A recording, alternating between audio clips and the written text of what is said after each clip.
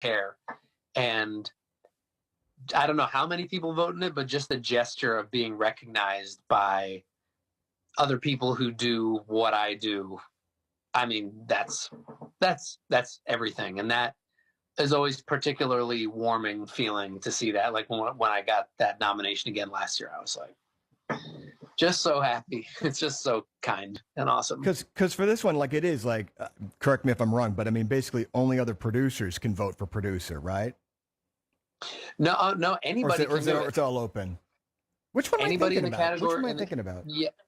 But I think you're thinking like if it's hip hop, you can't Right. be like a country artist and vote Right, for right, hip right, hop. right. It doesn't cross lines like that. But producer isn't across non-classical, right? As long as it's non-classical. Yeah, no, I mean, I think there's only like one or two categories, and they're really, really, really obscure ones. I forget what they are, but there's only one or two where it's like essentially like a pre-screened committee can vote only in those, and otherwise, the whole thing is a free for all. It's crazy. Well, that's even better then. So, like, if everybody's open to voting and you get nominated, it's even better. Yeah, it's really I'm again always just moved by it. The nominations day is kind of a bigger, almost feels like a bigger day than the actual awards. That's the day we all wake up and say, "What happened? What happened?" It's crazy. Right. And then you're like, who am I up against? But it's also who am I in the company of? Like, I do feel for me, producer of the year is right behind the big four. I always feel like the producer of the year sets the tone because not only is it looking back at, this year we had Phineas win, who's a nice young upstart, but it also, I think, sets the tone for the year ahead because all of a sudden you may have opportunities, like Nick said, that you didn't have right in front of you. Right. Completely. Yeah. And I think something that's interesting about that is like the idea of like looking ahead, like sometimes like, somebody getting like a best new artist nomination. And even though they don't win it, there was a couple last year that I'd never heard of before and now have a lot of steam just from being put on that stage. Black Pumas. At that level, I feel like Black Pumas like have so much talk right now. Yeah. Tank and the Bangers too. Same thing. Just like it can be a great jump off for new artists or lesser known artists. It's awesome. Let us reintroduce you real quick. It's Ricky Reed, and the album is The Room, featuring Leon Bridges, Jim from My Morning Jacket, which is interesting, Terrence Martin, who's a beast, just to name but a few. Dirty Projectors on it. Man, their Tiny Desk at Home concert was amazing. I'm curious about, in addition to, we talked about COVID, that was my assumption about the title, but it's more than that, because you absolutely have a social consciousness about you as well. Yes. So lay it down. Well, I mean, last fall was the first fall that I spent with my family living closer to the Angeles National Forest, which is in like the northern part of LA County. And I have a 3-year-old daughter and twin 1-year-old boys. And the forest fires last year caused some really bad air quality. And when you combine smoky air with sort of a run-of-the-mill seasonal cold for a little kid, they can get what's called croup. And croup is constricting of the airways, making it really hard for them to breathe, real labored breathing. I had to bring my toddler, and then a few days later, one of my twin baby boys to the ER separately for breathing difficulties. Wow. It was really, really scary and really hard. And it was the first time that climate change was really bearing down on the health of my family, not just my health, but the health of my kids. And that was really what got me into action, because I've always felt strongly about, the political things I feel strongly about, but this really put me over the edge. So I've been working with a couple of climate action groups since then. And one of them, called the Solutions Project, we partnered with them for the release of The Room to benefit 3 grassroots organizations that fight climate. One, Community Garden in Brooklyn, New York, in Bushwick. One is a renewable energy company, a solar energy company in the Navajo Nation, in parts of Arizona and New Mexico. And then one is a neighborhood organizing group called Scope here in South LA, which fights against drilling inside neighborhoods. There's like oil drilling literally across the street from schools in South LA. It's insane. So they fight against that. So we're still raising, but we've raised so far up around $22,000 for these organizations, and we're going to keep pushing through the election, I think. Right. Nice. Right on. Well, listen, dude, you've been very patient with your time. Listen, come back and see us when you nail that Grammy. Hey, you can come back down. before then, Ricky. hey, but what does that mean? It might be very soon. Listen, it might be January. Don't you come back till you get a Grammy, young man. I'll come back and do drinking the champagne out of the Grammy with you guys. Nice. Absolutely. And, this the was a record's great really conversation. Good. It's The Room. Thank you.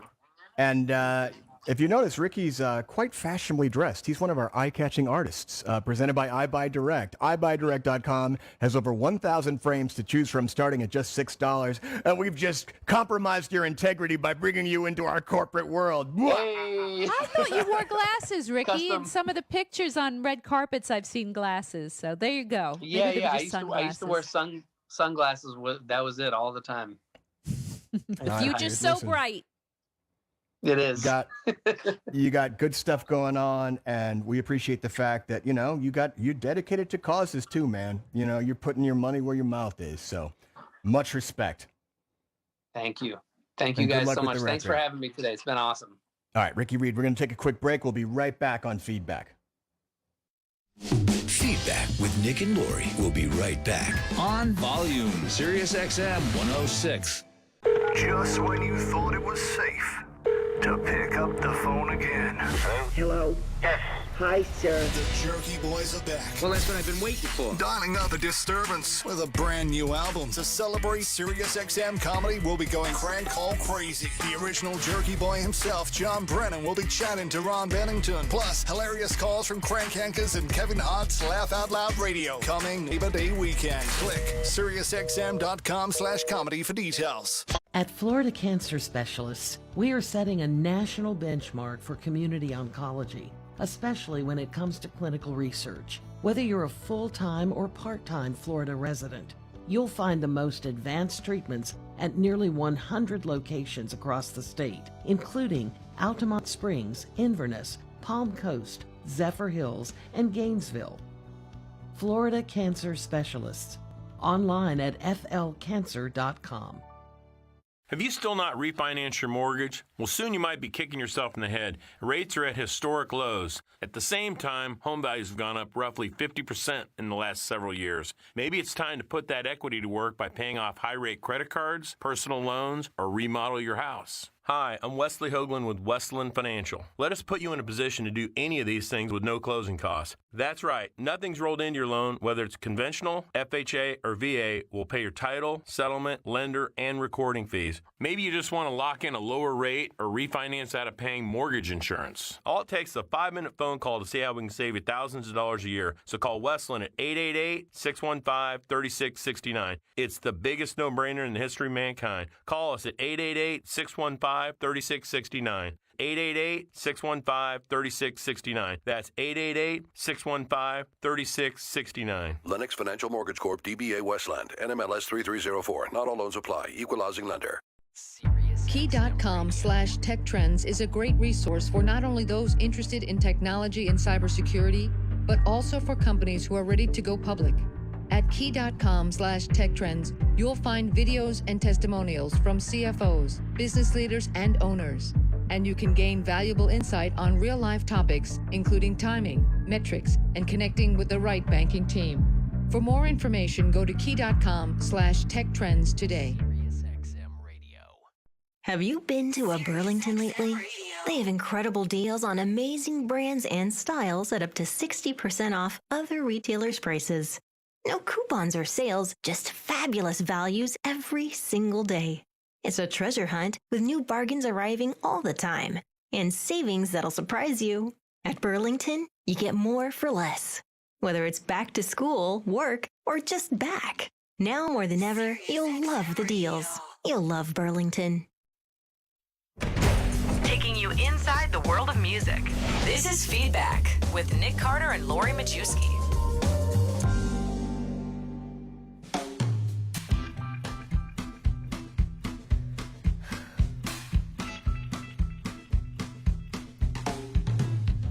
I cut my bangs with some rusty kitchen scissors. I screamed his name till the neighbors called the cops.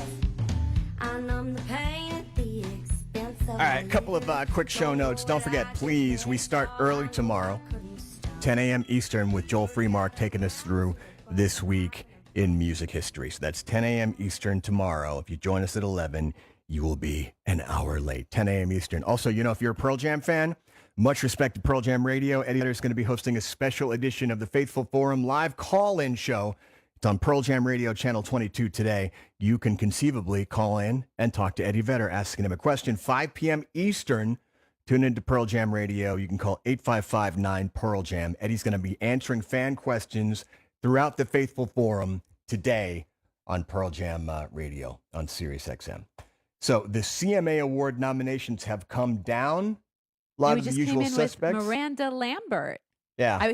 It's funny. We were coming back from commercial and Matt called for the Lambert and I just went to Adam in my mind. But no. Superpower. It's like, really? Adam Lambert made a country record? Awesome. I mean, Miranda Lambert is now the most nominated female artist at the CMA Awards. And this is freaking cool. She is up for Entertainer of the Year alongside Carrie Underwood, and I cannot remember the last time two women were nominated for the Entertainer of the Year award. I mean, we may have to go back to like Dolly Parton and Crystal Gayle or something like that long ago.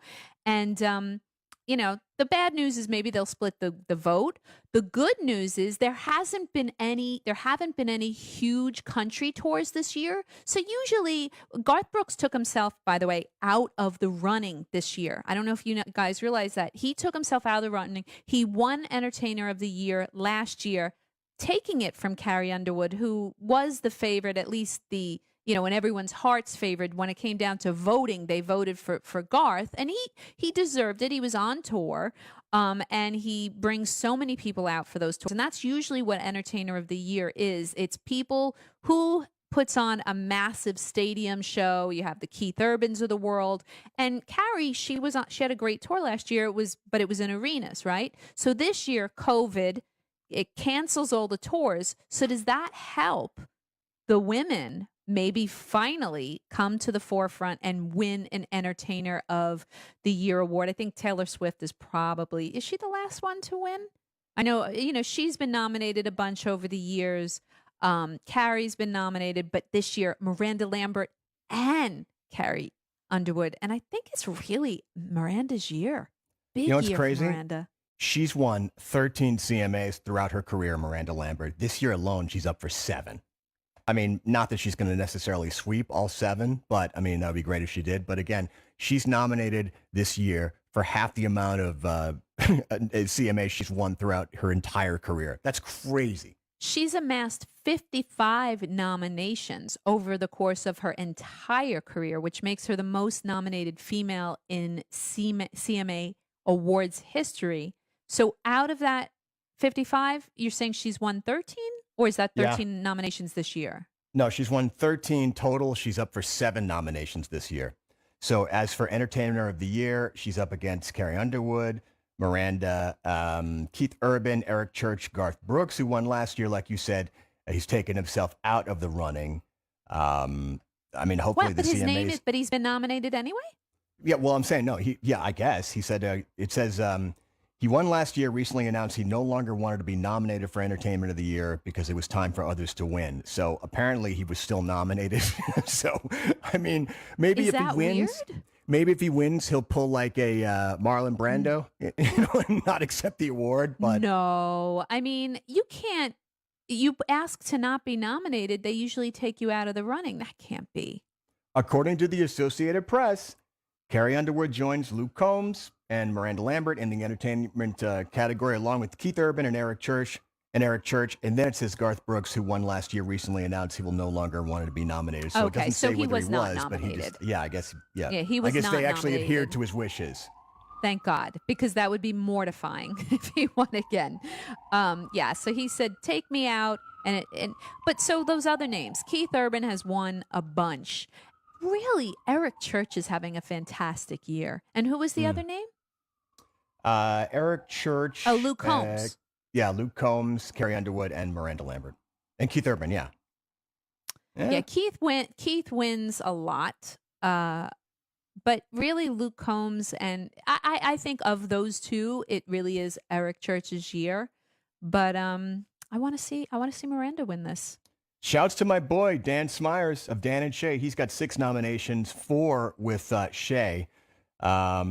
Let's see, 3 are for the Bieber thing, 10,000 Hours, and he actually earned individual nominations, producing as producer on that song. As a matter of fact, these are the first CMA nominations for Justin Bieber, who won a CMT award in 2011 for the Rascal Flatts song "That Should Be Me." Can you imagine if he wins that award? Man, hopefully they'll tear the place apart. That would be awesome. A big riot. So who's up for album of the year? That's what I want to know. Do you see that? Do you see that one on the list? Let me see. I'm looking right now. I will. Okay, I got it. Album of the year. Oops, my thing just. My computer just shut down. It didn't want me to read them. Is that the Sirius XM official laptop? No, it's the Rolling Stone has now put up a paywall. Have you seen that? Oh yeah. So sometimes I try to give you guys something, but now Rolling Stone has put up a paywall. So I want to find the album of the year nominees, because that is always a really, really hot category. Last year, Maren Morris won, but she didn't even make it, I think, for a country album of the year nod at the Grammys. Okay, here it is. Heartache Medication, John Party. Never Will, Ashley McBride. Old Dominion, What You See Is What You Get, Luke Combs, and Wild Card, Miranda Lambert. Those are your noms for album of the year. Again, I'd love to see Miranda win it. Luke Combs might get this one, although Old Dominion, produced by Old Dominion and our guy Shane McAnally. I love that Ashley McBride album. I am not familiar with Dawn Party one. Interesting. I'm looking on Billboard. It's like Snubs, the High Women. Interesting. The High Women's eponymous. Last year, that came out last August or July. Listen, I'm just going by Billboard. It says the High Women's eponymous debut album as a solo artist. Maren Morris scored 3 nominations. Blah blah blah blah blah. Yeah, that's a snub according to Billboard. For me, I mean, it could be that it was an album that came late in a very, very, very early in the CMA year, because that was released last summer. And I was surprised that it wasn't part of the CMAs last year, but maybe it didn't make the deadline last year. So that would be a snub, but it just doesn't feel very 2020 to me. But Maren Morris, she got a ton of CMA nods this year, including Song of the Year, The Bones. And I keep saying, I think we're going to see that song, The Bones, which she performed with Hozier. I think that's going to show up in the Song of the Year category at the Grammys this year. So it's up. She gets that nod for Song of the Year along with Bluebird, which is Miranda Lambert. And that is a huge hit. Even Though I'm Leaving, which is Luke Combs. I Hope You're Happy Now, another Luke Combs. And More Hearts Than Mine, Ingrid Andress. Oh, 2 things I forgot. Did you remember Rascal Flatts broke up? They said they're done at 20 years.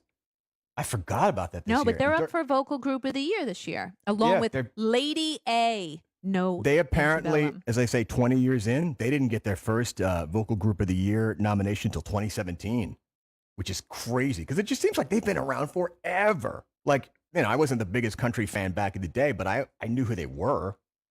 Dierks Bentley apparently has been nominated the past 6 consecutive years for male vocalist, but they just blanked him this year. Oof. Do you see Little Big Town as a snub? Because that Little Big Town album that came out in January, it's one of my favorite records of the year. And then I know a lot of people in the business felt that way, so I'm really surprised that didn't get a nod. But they did. Little Big Town did get a nod for Vocal Group of the Year. Vocal Group of the Year, yeah. With Lady A, Midland, and Old Dominion, and the aforementioned Rascal Flatts. They snubbed our girl Kelsey Ballerini. I mean, the duet with Halsey. What was that? The other girl? Nope. No nomination for female vocalist after 5 consecutive years, landing that nod as well.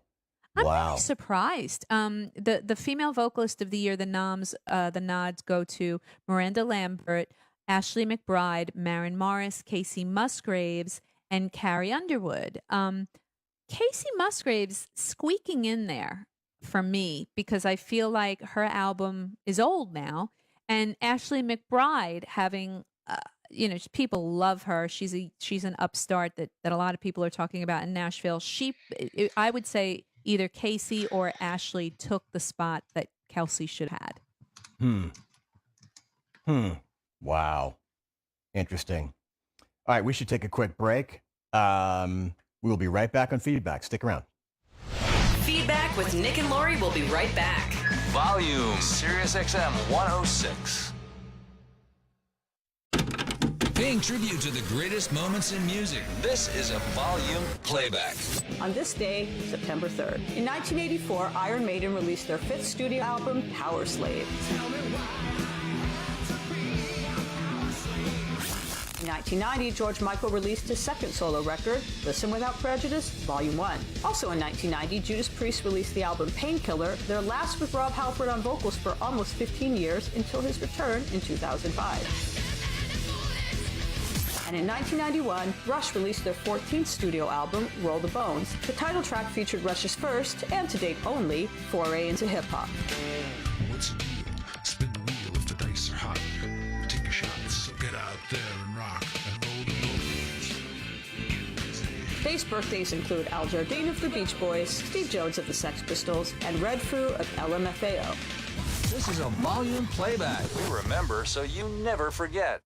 Debatable with Mark Goodman and Alan Light. Coming up today, 5 p.m. Eastern, 2 Pacific. On the Debatable Home Show, we talk to music legend Norm N. Knight. His new book, The House That Rock Built, How It Took Time, Money, Music Moguls, Corporate Types, Politicians, Media, Artists, and Fans to bring the Rock Hall to Cleveland. Debatable, Monday through Friday, 5 to 7 p.m. East on Sirius XM Volume, Channel 106. This one is for the guys. I'm Amy Errett, founder and CEO of Madison Reed. I'm proud to announce Madison Reed Mister, hair color for men, and one of our first users, Matt, to tell you more. No one knows I color my hair. That's how natural looking this is. I use it on my beard, too. It blends away gray in 10 minutes. Super easy, do it before you shower. It's less gray and more me. Definitely not a polished look. I told all my friends about it. Everybody's hooked. Delivered straight to your door. We know you love your hair. We do too. That's why our formula is free of ammonia and full of good stuff to keep your hair protected. It's the world's best men's hair color that you've never seen. That's just how discreet it truly is. Find your shade at MadisonReedMister.com and get 10% off plus free shipping on your first kit. Use code MEN123. That's code MEN123. Doodle, Stuart, Harold, and Pork Chop. Pork Chop, his beautiful blonde coat is very thick. He's an Akita, German Shepherd, Lab, Husky mix. They did a DNA test on the 4 rescues. The first year is just a complete retraining. Lots of love, discipline, and daily upkeep. I'm a registered nurse and a personal trainer. If I eat healthy, then my dog should eat healthy. DINOVITE.com. They need the vitamins and minerals that Dynavite provides. Dynavite is nutrition. Harold, the Border Collie Pit Mix, has the most beautiful jet black coat. Stuart, my rat terrier, has fur now where he never had it before. Doodle, he's a poodle cocker spaniel. His energy is tremendous. The Dynavite will make your dog happy, vivacious, jump up and down, wag their tails. It will make you smile. You won't believe how happy your dog will be. I get my Dynavite at DINOVITE.com. Hi, I'm Haley Williams, and you're listening to Volume, Sirius XM 106.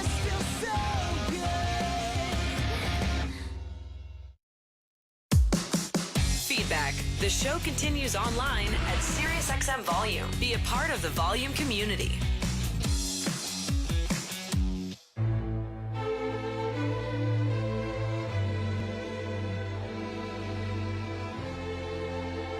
All right, it's Volume. Nick Carter, Lori Majewski. Just again, reminding you, tomorrow we start early, 10 a.m. Eastern with Joel Freemark, and This Week in Music History. I'm not a big Dancing with the Stars guy, even though I do like the occasional reality show, but I will be tuning in because, if nothing else, talk about trying to extend your 15 minutes of fame.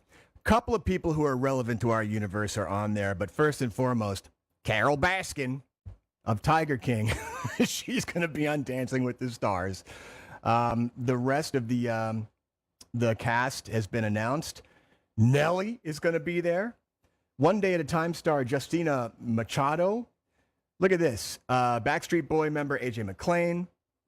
Let's see. The Bachelorette star Caitlin Barstow. Olympic figure skater Johnny Weir. Super Bowl champion Vernon Davis. Catfish host Neve Schulman is going to be there, Lori. NBA star Anne Heche? NBA star Charles Oakley and Anne Heche is going to be there. Selling Sunset real estate agent Chriselle Staus. Now, I love all those like celebrity realty shows, but I have not seen that one. I don't even know what show that's on, what channel that's on. The Real host Janine Mai. Basically The Real is basically like the urban, quote unquote, The View. Man. And Tom Bergeron. Oh, I'm sorry, bud. And Tom, I would say Tom Bergeron's not back, right? He's gone. He got fired. He got fired. He was bummed. He's been doing it for years, and they replaced him with Tyra Banks, and he was bummed about it. You've been forever. You've been like the guy forever. Age discrimination. Sue, Tom. Sue. Looking at this, looking at this cast, honestly, if I had to put money down on it, I might put my money on AJ from the Backstreet Boys. I mean, he's got at least somewhat of a dance background with the Backstreet Boys. What about ice skater Johnny Weir? Possibly. I'd put him in there, he would absolutely. be. He could be someone. Do they ever have same-sex dance couples? Because he's a gay man, right? So. Maybe he would maybe want a gay. A male, maybe not gay, but a male dance partner. What happened to him? Because he was kind of like everywhere for a while, but he doesn't seem like he's been. You remember he had like a couple of reality shows. He was just like everywhere, and now like when gay is cool, gay is like the thing, and he hasn't had the same profile, but he was like everywhere for a while. I like that dude. Yeah. Listen, don't sleep on Nelly. That's the other one I wouldn't sleep on. Yes. That's the other one. It's AJ's to lose. I don't know that Nelly's tango skills are going to be on point, but do you know what I'm saying? And hasn't Nick Lachey won in the past, and Drew Lachey? Am I right about that? I know Drew Lachey won the first one, right? So I think that boy bands usually fare quite well in this forum. You're talking to heterosexual men, Lori. So we Listen, I have never seen an episode of this show, so I can't. It's the 29th season. The 29th season, y'all. Yeah, and Bergeron's been there the whole time, so no wonder he's pissed they let him go. But listen, no joke. I mean, if half your thing is choreography, you got to do at least well, if not just kill it. All right, we'll find out. On the Chain Gang. Nice. You know who ruined AJ McClain? Carol Baskin. Talk to you tomorrow, 10 a.m. Eastern. Have a good day. Bye.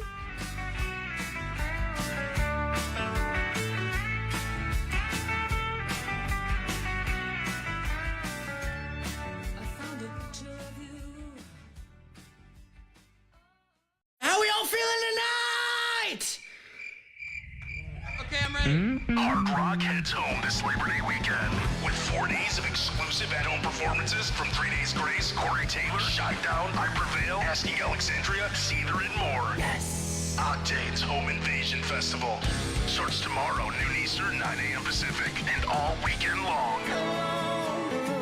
Sirius XM Channel 37. Octane. Friday nights. A new era of WWE SmackDown is on Fox. Oh my God! Featuring your favorite WWE superstars, all ready to put the smack back in SmackDown. And don't forget, I'm still the big dog.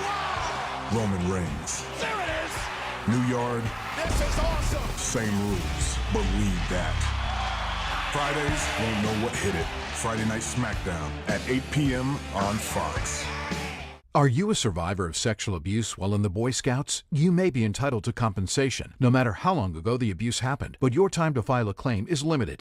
Call 800-678-8807. That's 800-678-8807 for more information. As a result of thousands of victims filing sexual abuse claims, the Boy Scouts have filed for bankruptcy protection, and the Bankruptcy Court has set November 16, 2020 as the deadline for abuse survivors to file a claim. As a result of this bankruptcy, a victims' compensation fund is being set up that may be worth over $1.5 billion. Childhood sexual abuse takes numerous forms, including forcible rape, exposing oneself to a child, or showing her or him pornographic images, or viewing or photographing a child in a sexual context. If you are a survivor of sexual abuse while in the Boy Scouts, you may be entitled to compensation. Call 800-678-8807. That's 800-678-8807 for more information. Your call is completely confidential. Sponsored by Mark J. Byrne and Partners, LLC. Liberty Mutual Insurance Company customizes your home insurance so you only pay for what you need. As a minimalist, paying less for insurance is more. Nice place. Is your house a bubble? It's a dome. I find corners unnecessary. At Liberty Mutual, that's how we feel about overpaying for insurance. But I do miss having shelves. What would you put on them? Nothing, obviously. Only pay for what you need at libertymutual.com. Liberty, liberty, liberty, liberty. Debatable with Mark Goodman and Alan Light. Coming up today, 5 p.m. Eastern, 2 Pacific, on the Debatable Home Show, we talk to music legend Norm N. Knight. His new book, The House That Rock Built, How It Took Time, Money, Music Moguls, Corporate Types, Politicians, Media, Artists, and Fans to bring the Rock Hall to Cleveland. Debatable, Monday through Friday, 5 to 7 p.m. East on Sirius XM Volume, Channel 106.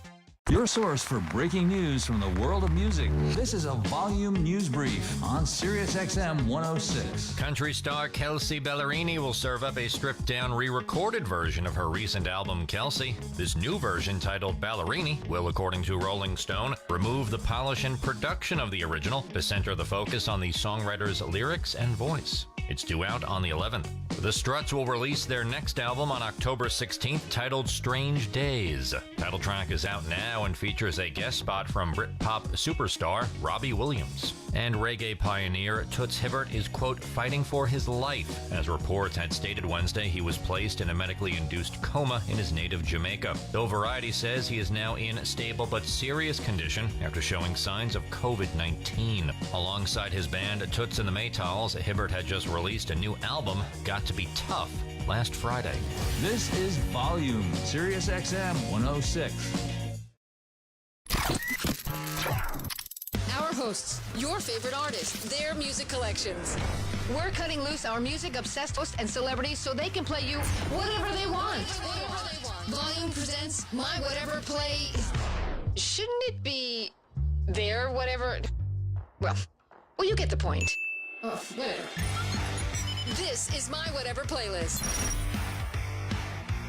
Hey there, Lori Majewski here. Welcome to my latest Whatever playlist. If you're a person of a certain age, then you probably remember buying records without hearing the music on them.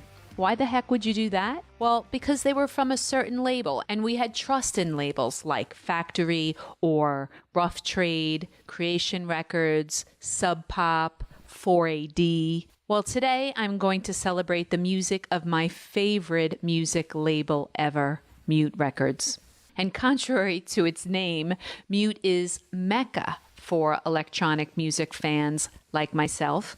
So over the next hour, I'm going to take you through some of the label's greatest hits, a few of which you'll know, and hopefully I'll also be introducing you to some new artists as well. Let's kick things off now with the Mute Act that just released their 18th album with the label. It's called The Neon, but I want to take you back to a classic Erasure track from 1988, A Little Respect.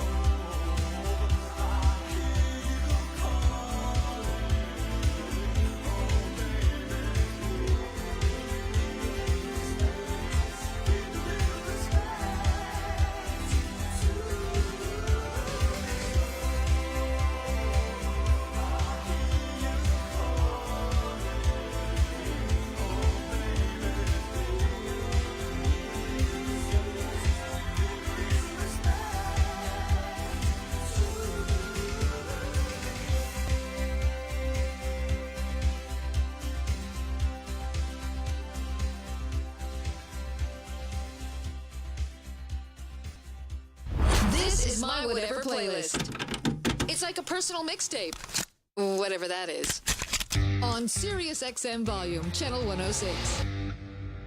I'm Lori Majewski, host of Feedback and Fierce Women in Music right here on Volume. For my latest Whatever playlist, I am bringing you a mixtape of songs by my favored label, which happens to be Mute Records. Mute was started back in 1978 when founder Daniel Miller, who was a huge fan of Kraftwerk, Neu, he put out his first single under the moniker The Normal. And that single, which I'm going to play for you now, it revolutionized electronic music, it laid the foundation for industrial, it inspired many a goth. It also led Daniel Miller to open the doors to Mute, and it has since become home to the greatest electronic acts of all time. Perhaps you have heard of the band Depeche Mode. I'm going to play you something from them later, but first, here's the song that started it all, and you may have just heard it in the new trailer for the Janelle Monáe horror film Antebellum, Leatherette. Warm.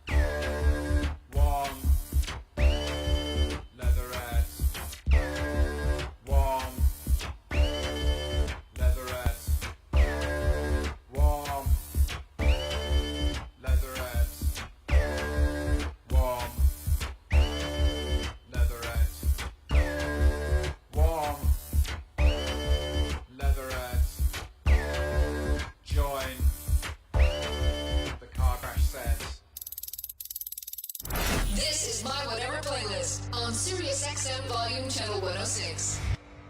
So a lot of you are probably familiar with industrial music, Nine Inch Nails being the most popular band of that genre. The next song that I'm going to play for you is, I guess you would call it industrial in the US, but in the UK, the term that they used was EBM, which is electronic body music. And Nights Areb is a very good example of that.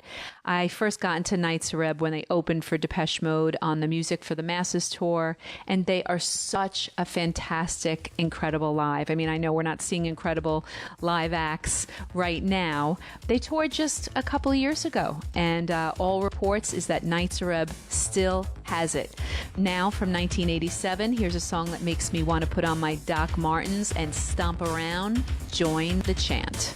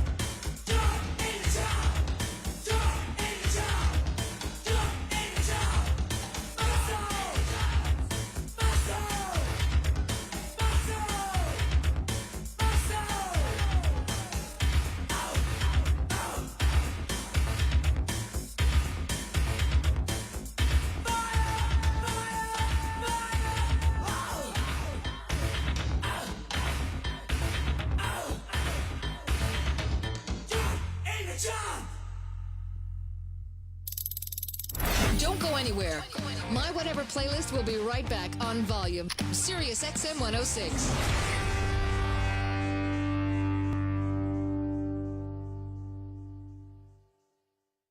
The NASCAR playoffs begin Sunday in Darlington, and SiriusXM NASCAR Radio takes you live to the track too tough to take. Full contact racing here in Darlington. It's the Cookout Southern 500, Sunday at 5 p.m. Eastern. This is the part everybody wanted to see. 16 drivers. This is Brad Keselowski, Joey Logano, Denny Hamlin, Kevin Harvick. 10 races. Kurt Busch out of control. And one place to hear all the playoff action.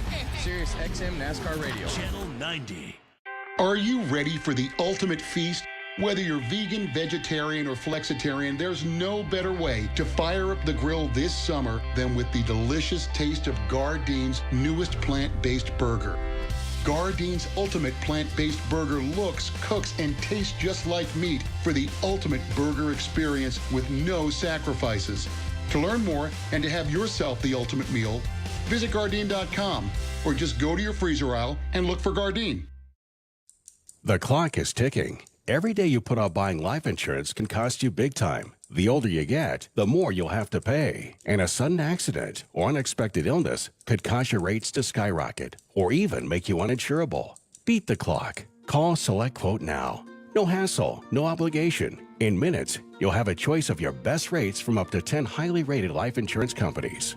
Richard, 40 years old, takes meds to control his cholesterol. Still, Select Quote got him a 10-year, $500,000 policy for under $25 a month. Under $1 a day. Don't risk your family's security another minute. Get your free quote now. Just call 1-800-556-8400. That's 1-800-556-8400. 1-800-556-8400. Or go to SelectQuote.com. Since 1985, we shop, you save. Get full details on the example policy at SelectQuote.com/commercials. Or price could vary depending on your health, issuing company, and other factors. Not available in all states. At Florida Cancer Specialists, we are setting a national benchmark for community oncology, especially when it comes to clinical research. Whether you're a full-time or part-time Florida resident, you'll find the most advanced treatments at nearly 100 locations across the state, including Altamont Springs, Inverness, Palm Coast, Zephyr Hills, and Gainesville. Florida Cancer Specialists. Online at flcancer.com. Here we go. You want stories? We got stories. We're the big town. And you're checking out Volume, your liner notes to the world of music. This is my Whatever playlist. It's like a personal mixtape. Whatever that is. On Sirius XM Volume, Channel 106. I'm Lori Majewski, and my Whatever playlist today is a tribute to the genius of Daniel Miller and Mute Records. Daniel, over the years, he has only ever signed acts that he was personally invested in and interested in. The Birthday Party, DAF, Fad Gadget. When I say signed to Mute, I'm not talking about through a contract, because he only ever distributed music with handshake deals. That's it. I'm going to play a huge Mute anthem now. It is one that electronic music fans and footballers alike really champion. It is by the French act M83, and it's called Midnight City.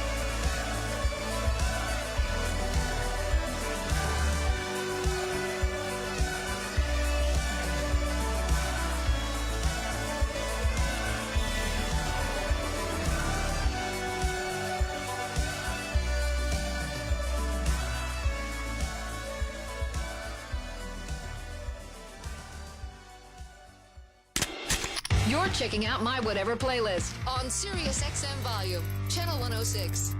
I'm Lori Majewski, and I'm back with more of my Mute Records mixtape. That is the label that is responsible for some of the greatest electronic music ever released. And they proudly continue that tradition today. But let's go back to 2003 now, when I had Goldfrapp's Black Cherry album on repeat. The song is Pure Genius, Strict Machine.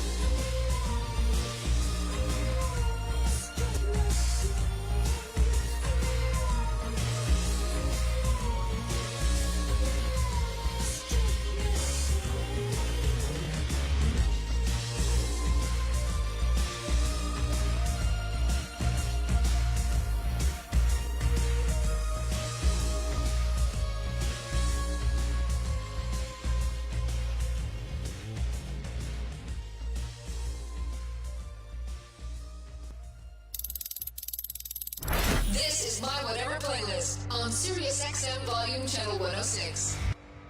I started the show off with Erasure, and later I'm going to play some Depeche Mode. But right now I've got that Mute Records duo that Vince Clarke was in between those two mega acts. Yaz, or as they call it in the UK, Yazoo. The song is from Upstairs at Eric's, which is one of my favorite albums of all time, and it may not showcase the depth of Alison Moyet's soulful singing, and it's not an upbeat dance number like the rest of Yaz's discography, but this song is the track that Taylor Swift and Jack Antonoff realized that they both named as their favorite song of all time, and that's how they came to work together. And it's a song that's used in so many commercials. It's called Only You. Yaz.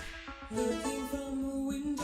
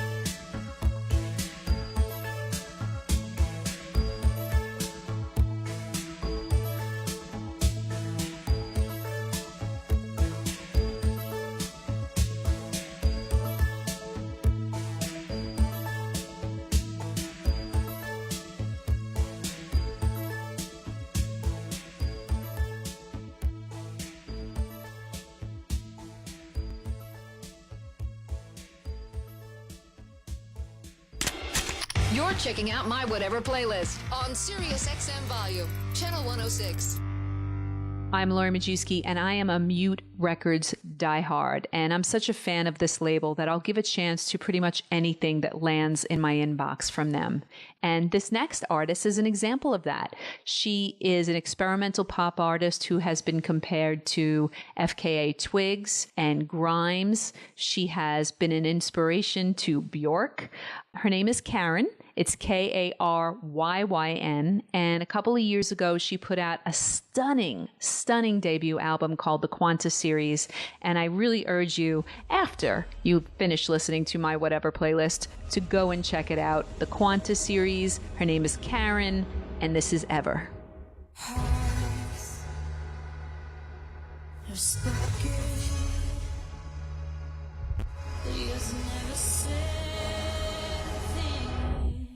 To me, I sit here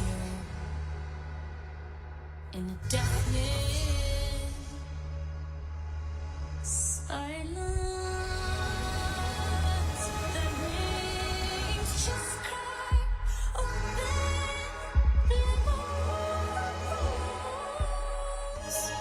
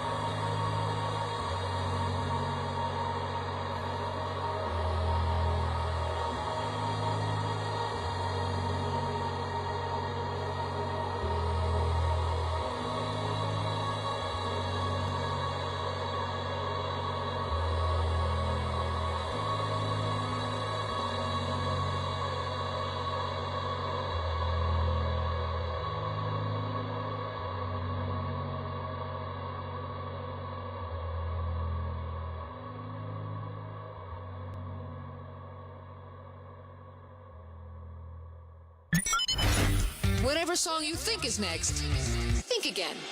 This is my Whatever playlist on Sirius XM Volume, Channel 106.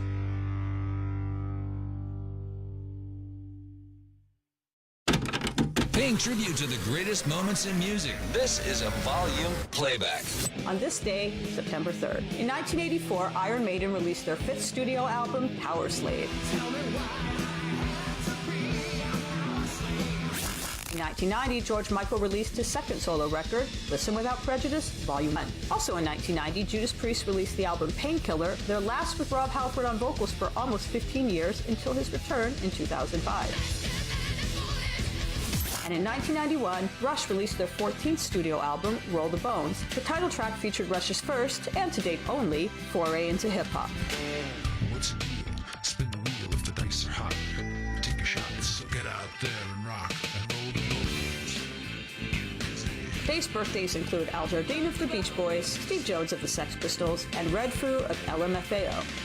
This is a volume playback. We remember so you never forget. Yo, Nick Carter here, and the Feedback Radio Experiment is next on Volume.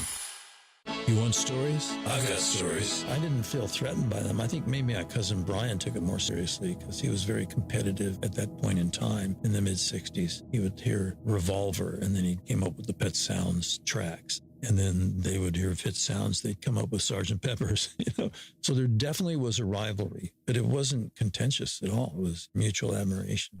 I'm Mike Love of the Beach Boys, and you're checking out Volume, your liner notes to the world of music. Have you been to a Burlington lately? They have incredible deals on amazing brands and styles at up to 60% off other retailers' prices. No coupons or sales, just fabulous values every single day. It's a treasure hunt with new bargains arriving all the time and savings that'll surprise you. At Burlington, you get more for less. Whether it's back to school, work, or just back. Now more than ever, you'll love the deals. You'll love Burlington. Let's be honest about our daily oral care routine. It's a bit of a process, most of us don't do it right, and nobody really likes doing it at all, leading to problems when we finally have that dental checkup we've been putting off. I'm Simon Enever, founder of Quip, a better way to care for your mouth. We make your daily oral care routine more simple, affordable, and even enjoyable with our ultra slim and simple to use electric toothbrush, a kid's brush they actually look forward to using, refreshing mint and watermelon anti-cavity toothpaste, and floss that is refillable to reduce waste, all accepted by the American Dental Association. We also deliver fresh brush heads, toothpaste, and floss refills automatically every 3 months, just like your dentist recommends. Join over 4 million Quip customers today. Quip refills start at just $5 every 3 months. Go to getquip.com/SXM right now and get your first refill free. That's your first refill free at getquip.com/SXM, spelled getquip.com/SXM. This is a reenactment of an actual experience. Hi, come on in. Is Ruby around? No Ruby here. What do you have there? Cookies? Macarons. Just made them for your receptionist. We just love working with her. Well, we don't actually have a receptionist here. Ruby is our remote receptionist service. Oh, I see. Well, it's just that we made these macarons for her, so... Tell you what, let's call Ruby. Great idea. Hey, she'll know what to do. We're Ruby, the remote receptionist who answers all your calls live from right here in the U.S. We take messages, answer questions, route calls, everything an in-house receptionist does over the phone, only better. Because we specialize in turning every ring into a relationship. Experience Ruby for yourself. Visit ruby.com, or better yet, call us 866-GET-RUBY. What up, man? It's X to the Z Exhibit. Ladies and gentlemen. You're listening to Volume, Sirius Men's X to the Z Exhibit. Ladies and gentlemen. You're listening to Volume, Sirius XM 106. Yeah. This is my Whatever playlist. It's like a personal mixtape. Whatever that is. On Sirius XM Volume, Channel 106.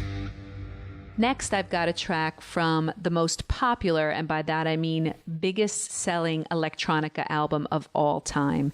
And to think that when this artist put it out, not only did he think it was going to fail, he thought it was going to be his final album because he just thought there's no way Mute Records is going to keep me after I sell like 0 copies.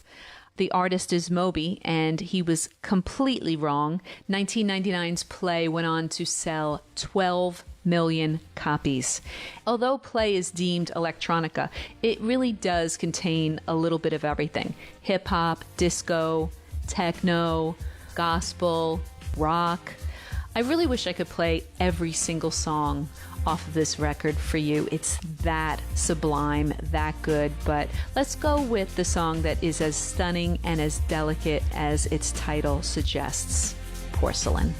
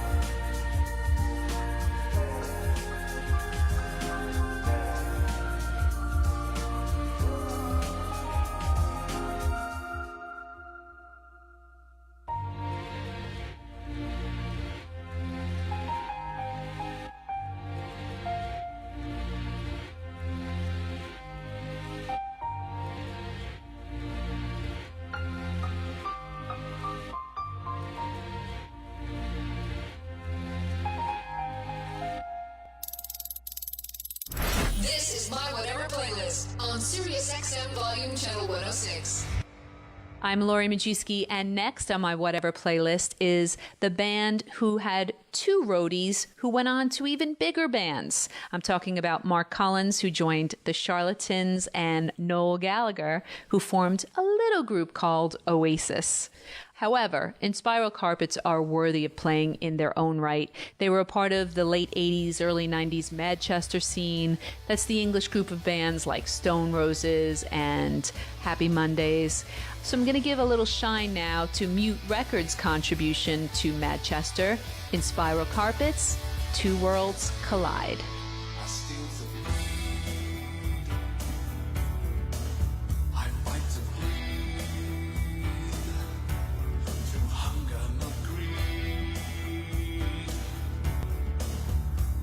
I find the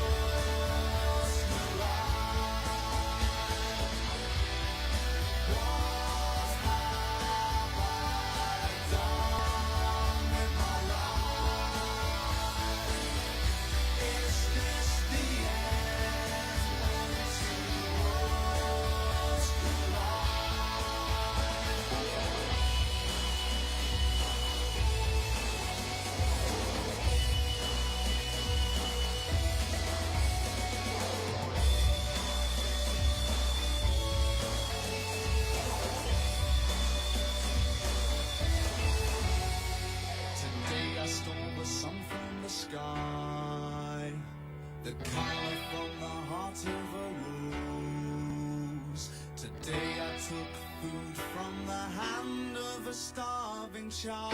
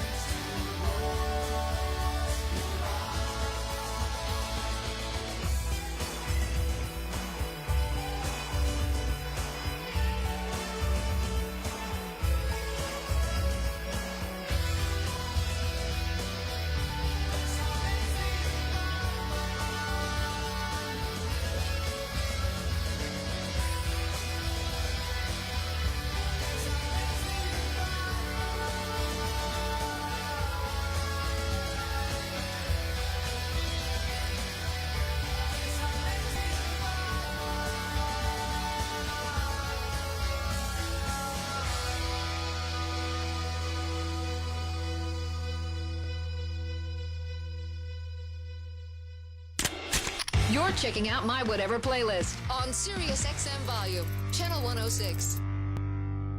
Thanks so much for listening to my Whatever playlist. I'm Lori Majewski, and I am so glad that I got to spotlight the label that has given me so much joy, so much amazing music over the years, Mute Records.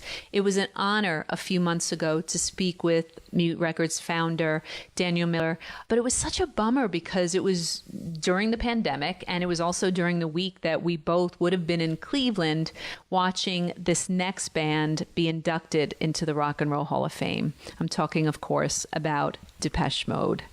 Still, what a tremendous milestone for Mute, a record label that Daniel founded out of his bedroom all those years ago, back in 1978. So which Depeche song am I going to play? This is a tough choice, but I'm going to go with a personal favorite from my #1 Depeche album. And I really do think this is the record that opened the door for Depeche to massive success here in the United States. I'm talking about Black Celebration and, oh gosh, this is a fantastic track, Stripped.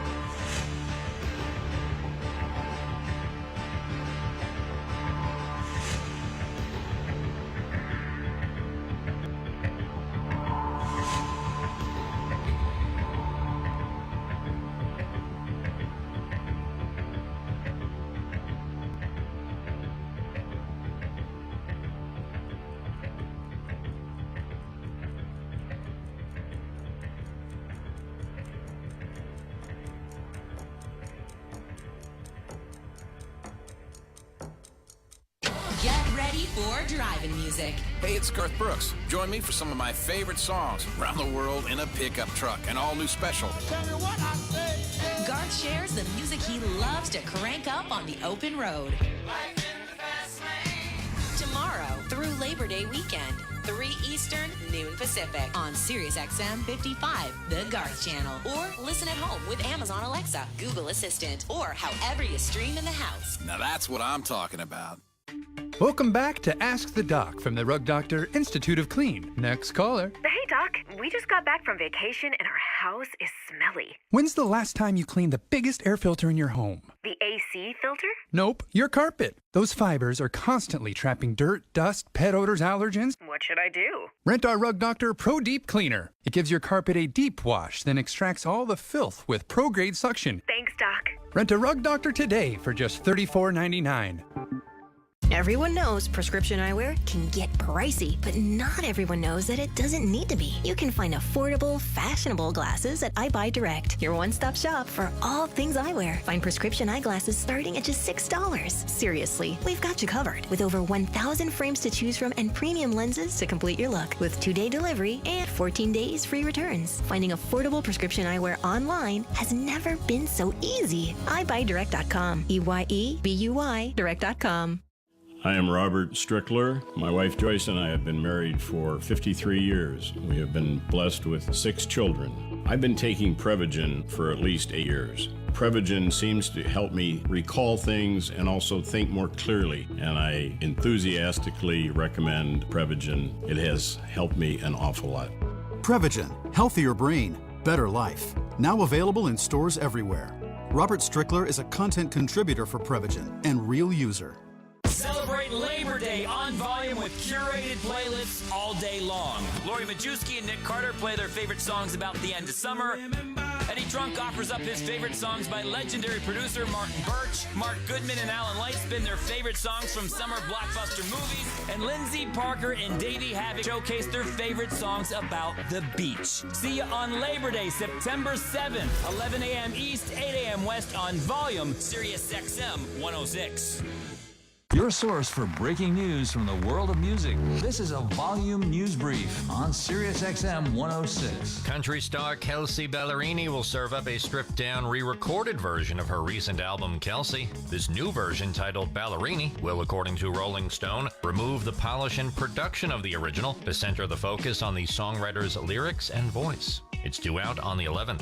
The Struts will release their next album on October 16th, titled Strange Days. Title track is out now and features a guest spot from Britpop superstar Robbie Williams. And reggae pioneer Toots Hibbert is, quote, fighting for his life. As reports had stated Wednesday, he was placed in a medically induced coma in his native Jamaica, though Variety says he is now in stable but serious condition after showing signs of COVID-19. Alongside his band Toots and the Maytals, Hibbert had just released a new album, Got to Be Tough, last Friday.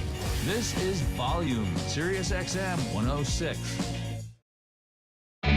Feedback with Nick and Lori takes you inside the world of music, keeping you up to the minute with breaking news, exclusive interviews, and the latest headlines, taking you back to the special music moments in your life, the memories that matter, and the moments that are happening now. This is the soundtrack to your morning drive. This is Feedback with Nick Carter and Lori Majewski.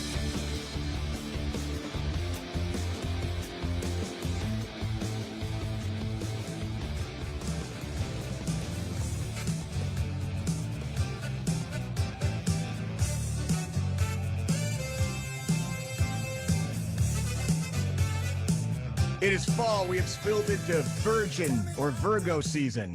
Shout out to the other Earth signs that share my sign. SiriusXM 106, it is Volume Feedback. Nick Carter and Lori Majewski, glad you found us because we start early on Thursday. And some of y'all, you slipping. All right, spread the word. We start at 10 a.m. Eastern on Thursdays. Why? Because we bring in the man, a man who holds so much information in his head. As a matter of fact, if he had spent half the time studying his school books as he spent studying Fugazi lyrics, he would probably be a Rhodes Scholar at Oxford by now. Of the Earfuel podcast, the Daily Guru himself, taking us through this week in music history, Joel Freemark is in the virtual building. I didn't know there were books for school. Like, I thought you just kind of showed up. I guess that was a mistake. My bad. Speaking of mistakes, though, actually, I want to start off this week in music history with a massive mistake, a colossal mistake. And look, you know, I'm a parent. I have been for about 3 years. I understand that parents sometimes make mistakes, but this mistake was from my father, and it is inexcusable and unforgivable because this week in 1995, and I'm still not letting it go because this week in 1995, he made a massive mistake. For some insane reason, he decided he was going to give his 2 sons, of which I am one, his 2 tickets to the opening concert for the Rock and Roll Hall of Fame in Cleveland, Ohio. He said, I am not going to go to this once-in-a-lifetime incredible experience with all of the biggest acts in music history. I'm going to let my 2, insert adjective here, sons, go instead. And by the way, they're going to go unchaperoned because whatever, they'll just go down. What could possibly go wrong letting 2 teenage kids go to a big rock and roll concert at Cleveland Municipal Stadium that ended up, it was originally scheduled for about 5 hours. Went about 8. We got out of there about 2 o'clock in the morning. So yeah, that was a big mistake on his part. Really, really big thing for me. So if somehow you don't know about that show, when they decided to rightfully build the Rock and Roll Hall of Fame in the rock and roll capital of the world, which is Cleveland, Ohio, they had a huge blowout concert to open it. Chuck Berry, Muddy Waters, Johnny Cash, Iggy Pop, Lou Reed, Springsteen was there, Little Richard. I love that, like, I can just like, yeah, Springsteen, whatever, because of how many people were there. Slash, Aretha Franklin. I mean, it was insane. That just like, oh my God, look who that is, after, oh my God, look who that is, kept coming out. And I like what they did at the show. They had a rotating stage so they could set up one band behind while another band was playing. So it was just constant music. For me, my favorite moment of the show, and this makes sense to anyone who knows me, was Soul Asylum. I know, weird, but Soul Asylum did 2 songs. They did Backdoor Man by the Doors, of course, with Iggy Pop on vocals. And that was pretty cool. Yeah, to see Soul Asylum with Iggy Pop on vocals. And then Mr. Osterberg leaves the stage and Lou Reed comes out to front Soul Asylum, and they do Sweet Jane. And it was a very moving version of Sweet Jane because Sterling Morrison from the Velvet Underground had just passed away like 2 or 3 days previously. And Lou dedicated the song to him. And it was pretty beautiful. If I remember correctly, they broadcast the entire show on HBO. And it was actually the final concert to be held at Cleveland Municipal Lakefront Stadium, where I saw some of my early concerts, the Beach Boys, after baseball games and stuff like that. But absolutely insane concert. Anybody you wanted to see was there, except, of course, Snoop Dogg and Dr. Dre, who were supposed to show up. They didn't show up. Prince, or at the time, the artist formerly known as Prince, was a no-show.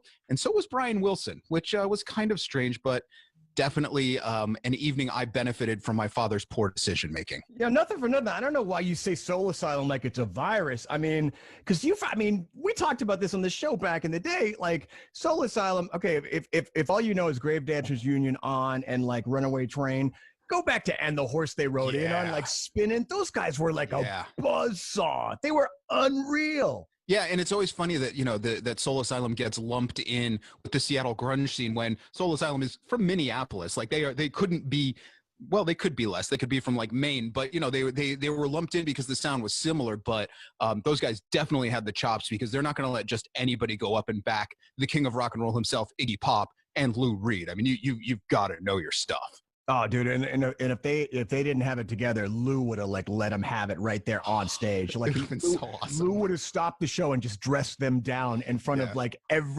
all the rock luminaries and a couple of juggernaut kids like you. Yeah, Lou would have gotten their ass, man.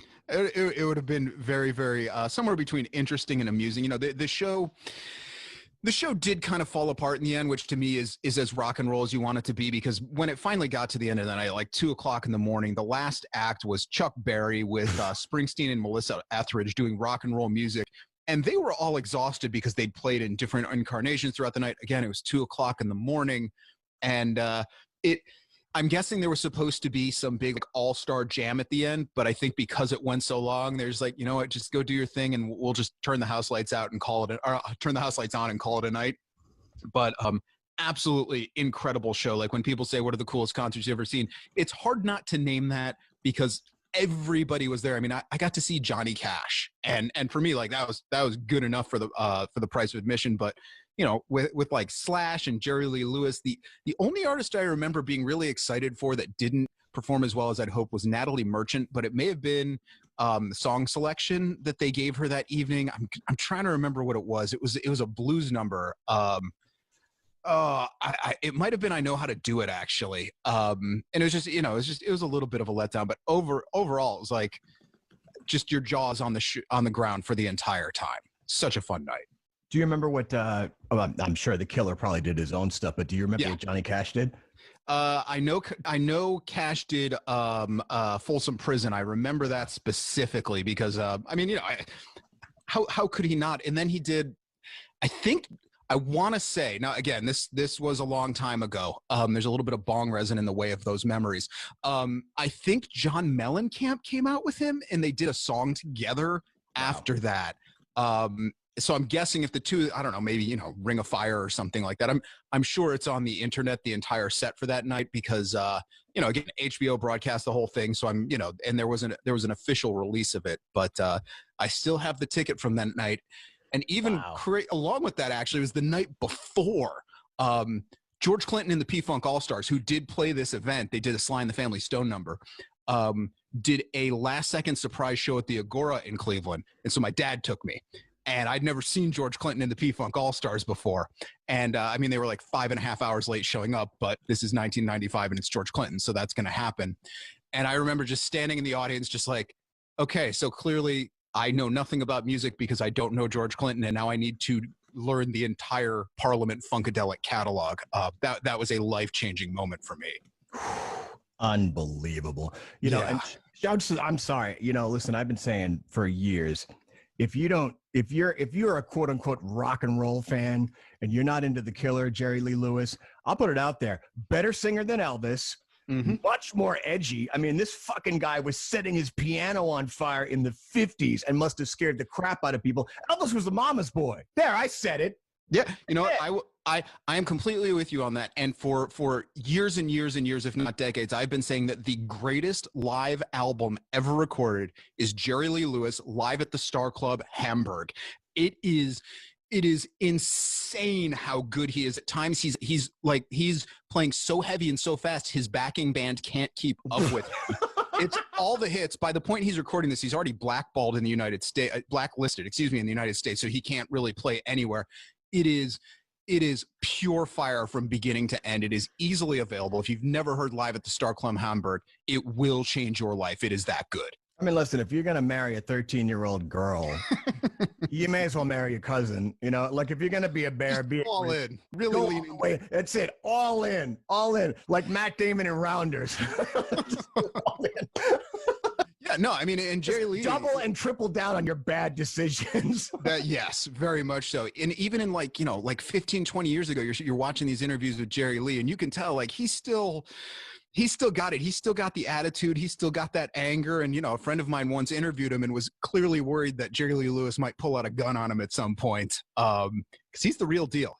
I saw him, I want to say maybe 10 years ago, and he just had like a little stroke and he was like at the piano and, you know, the corner of his mouth was turned down, but he was still hollering and hooting. And he still nailed it. I was stunned. That guy's no joke. Yeah, no joke. No joke at all. So Rock and Roll Hall of Fame. And of course, obviously the Rock and Roll Hall of Fame Museum opened this week in music history. So I want to jump a little bit further back in music history. 1957 to be exact, at the Highlander Folk School in Tennessee, which is a really important place in terms of kind of larger, wider thoughts on education and just look up the Highlander Folk School. It's a fascinating thing. So that evening, Pete Seeger is there, and Pete Seeger is playing some of his songs. We all know Pete Seeger. We all love Pete Seeger.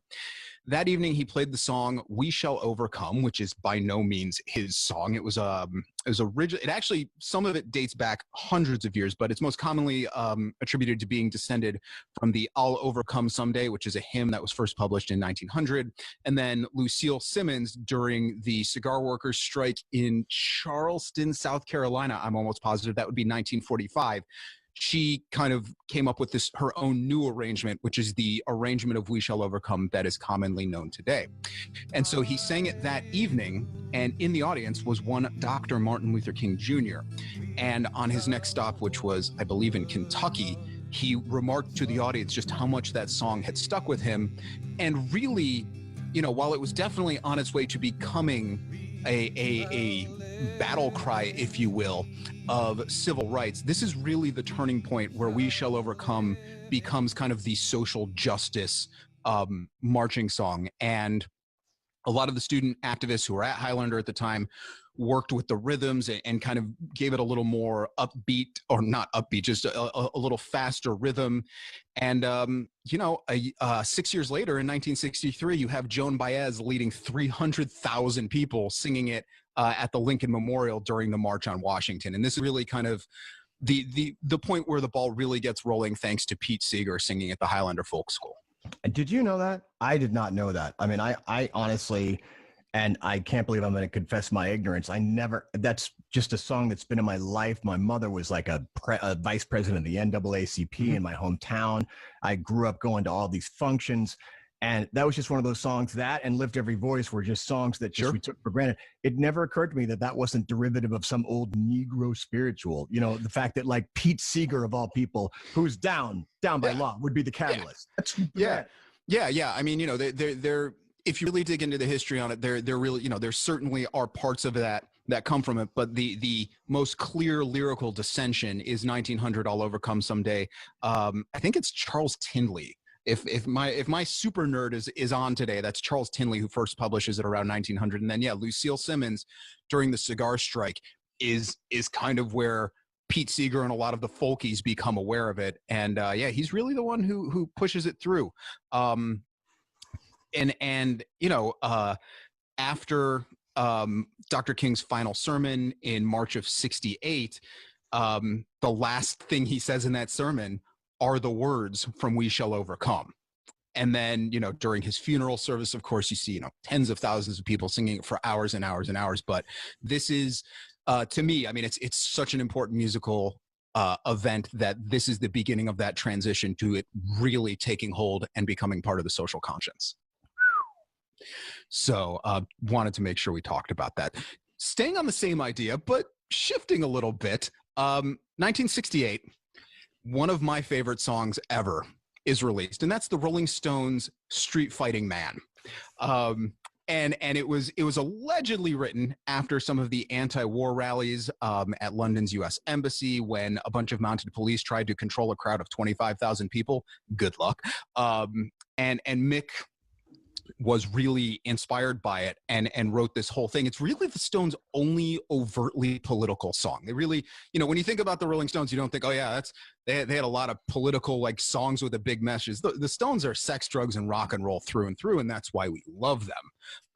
But this is really, even the music sounds like a siren. And one of my favorite things about Street Fighting Man that most people miss, this song is entirely acoustic. There are no electric instruments on Street Fighting Man. Again, something you may not regularly associate with the Stones, but Keith is on an acoustic guitar. The drums are the drums. And I mean, you have a handful of other instruments in there, but there is not an electric instrument on this track. And yet it is one of the most powerful rocking songs that the Stones ever did. And I'll say it over Sympathy of the Devil. It is my favorite track off of the Stones record, Beggar's Banquet. I always have time for Street Fighting Man. That's crazy because, you know, to your point, yeah, it's got that intensity about it, but just playing it in my head, because I've listened to that song a billion times. Keith's guitar is just so tinny. I just assumed he had, wow, I'm gonna have to go back and listen to that. I never realized it was entirely acoustic. That's nuts. Yeah. Do they still play that live? Because I feel like the few times I've seen them over the years, I've seen them like 5 or 6 times over the years. I don't remember that being in the playlist. Neither do I. I've seen them 3 times. I don't recall it, but I'm not saying it's one of the big hits, but maybe it's just wasn't the song they wanted to do, or I'm sure they have their reasons, and maybe it comes out every once in a while, but I've never seen them do it live. Yeah, really. I mean, you raise a good point. That and like when you said, you know, probably the most overtly political, the only other song that I could think of off the top of my head is like Heartbreaker. That's even remotely kind of like, yeah, you know what I mean? But other than that, like you're right. They were just like, let's spend the night together. Yeah. Drop acid and, you know, I mean, you know, let's go get the brown sugar. That's all they were about. I mean, there's nothing wrong with that, but yeah, it's not what you expect out of the Stones. And actually, this is one of the few Stone songs that got banned from radio. There's obviously the violent confrontations at the 1968 Democratic National Convention in Chicago. And a lot of the radio stations were worried that this might, you know, make things worse. So they banned it. And, I loved what Mick said about it. I have this quote. I'm rather pleased to hear they've banned our song. The last time they banned one of our songs in America, it sold 1 million copies. So I love it because, you know, Mick gets, he's like, yeah, please ban us, because all that's going to do is make more people want to go out and buy a copy. And it also solidified their "we are not the Beatles" stance. Yep, exactly. You know, I mean, they were the bad boys. Yeah, it totally got him. And later in that interview, he said, of course it's subversive. Quote, it's stupid to think you can start a revolution with a record. I wish I could. What was it when, okay, so the Beatles do Ed Sullivan, and then after that, the Stones do Ed Sullivan. And I think it was, I forgot the guy's name, but the guy who did the booking said that the Beatles were much more crisp and clean, unlike those streaky Rolling Stones. He basically said they were greasy and everything. I mean, holy smokes! But that's what you want, and that's exactly what, you know, when you look at kind of the pantheon of British, you know, rock, where you have, you know, Zeppelin, the Stones, the Beatles, and the Who. It really helps put them all in their specific quadrant. And I'm not saying the Beatles were crispy clean and all that, because as they went on, they most certainly and they got weren't. Greasy too. Oh yeah. Oh yeah. Well, part of that, we just talked about that. You know, the book. You know, and in the end, part of the breakup was, you know, fucking Lennon was on heroin for like the last year. Yeah. But you know, I really dig this because I think it really cements the Stones' place as just incredible songwriters in whatever they do, and to be able to make a song that powerful and sound that loud and angry, all acoustic, always amazing to me. But that banning thing is absolutely, I mean, you're right, Lori. It's absolutely gold. I will never forget when the PMRC thing started to really heat up. I think it was Pump.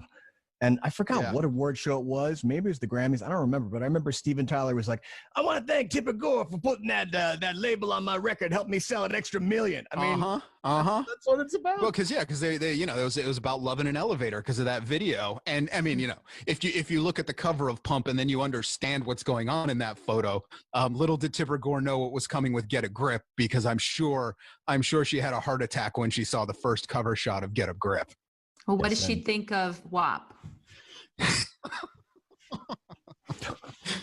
Oh, now that's a conversation I would love to have with Tipper Gore. Tipper Gore couldn't be explained. It has to be explained. Tipper Gore couldn't be reached for comment. It stands for what? She's on an oxygen tank right now. Listen, I got to say, I'm so pissed off at Debatable. Shouts to them, because they were smart and they got Gilbert Gottfried to read the lyrics of what. I mean, I didn't think. Let's give credit where it's due. Carrie. I didn't think that it could be. I really didn't think that anything could top a few years ago. Was it Funny or Die? Somebody had a video of Gilbert Gottfried reading 50 Shades of Grey. Yeah, it was just Funny like, or Die. Yeah. No, anal. I'd like to claim your. I mean, it was ridiculous, but that WAP thing was sick. Yeah. All right, let's take a quick break. We'll be right back with more of the Daily Guru. That would be Joel Freemark this week in music history on Feedback.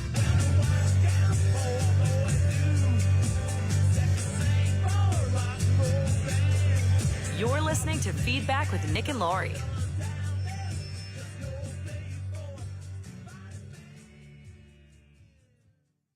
This is The Edge, and we are doing a Van Morrison tribute show to celebrate the great man's 75th birthday. Explore the music of an Irish icon with hand-selected tracks from Bonner, The Edge and Adam Clayton. You couldn't do a Van Morrison show without playing Into the Mystic. A sense of wonder. U2 celebrate Van Morrison. Hear replays throughout the week on U2X Radio, Channel 32, or listen right now on demand on the SiriusXM app.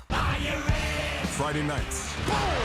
A new era of WWE SmackDown is on Fox. Oh my God! Featuring your favorite WWE superstars, all ready to put the smack back in SmackDown. And don't forget, I'm still the big dog. Roman Reigns. There it is! New yard, This is awesome! same rules. Believe that. Fridays won't know what hit it. Friday Night SmackDown at 8 p.m. on Fox. The following is a public notice for people suffering with fibromyalgia symptoms. Researchers from the University of Illinois College of Medicine have developed the first definitive blood test for the biomarkers of fibromyalgia. Those who test positive may qualify for an FDA-approved clinical trial of a breakthrough symptom-eliminating treatment. Previously, a fibromyalgia diagnosis could not be confirmed. Now, participants can have definitive confirmation of this debilitating disease. The test is covered by nearly all insurance plans, and FM Test can even arrange to have your blood test done by a licensed medical professional in the comfort and security of your own home. If you suffer from chronic fatigue, mental fogginess, or chronic pain, it may be fibromyalgia. Take this opportunity to get the first and only definitive test. If you test positive, you could be among the first to receive a breakthrough treatment formulated to eliminate all fibromyalgia symptoms. Space is limited, so go now to myfmtest.com. That's myfmtest.com. myfmtest.com. She's a purebred, orange and white Brittany, but when we adopted April, she started scratching like crazy. I said, what you put into a dog is what you get out. DINOVITE.com. So we added a huge scoop of Dinovite in her bowl. She licked it clean. She loved it. Her coat is now soft, it's silky. Dinovite is nutrition. You get some Dinovite, how happy your dog will be. On Dinovite, she's Little Miss Hollywood. DINOVITE.com. Burlington has unbelievable deals on amazing brands and styles at up to 60% off other retailers' prices. Whether it's back to school, work, or just back, you'll love Burlington. Hey, this is Jonathan Davis from Korn here, and this is where the music conversation lives. Volume Sirius XM 106. Feedback with Nick and Lori, turning you into a music insider. Volume Sirius XM 106.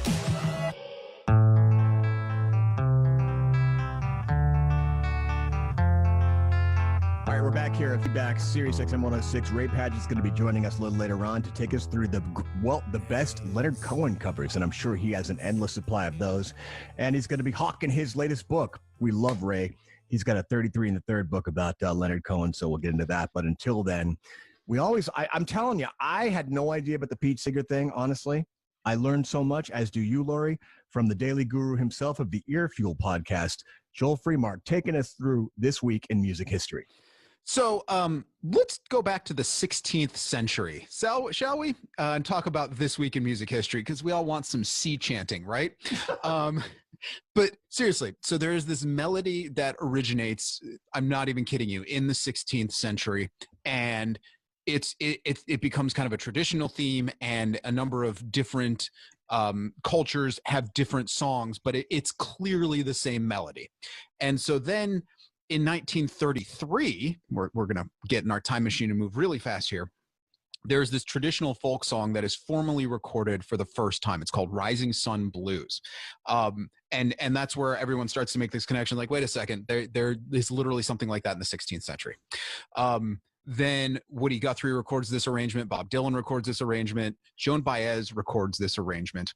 And then the Animals go out on tour with Chuck Berry, which to me would have been a pretty rad tour. We're talking about 1964 now. We've moved ahead.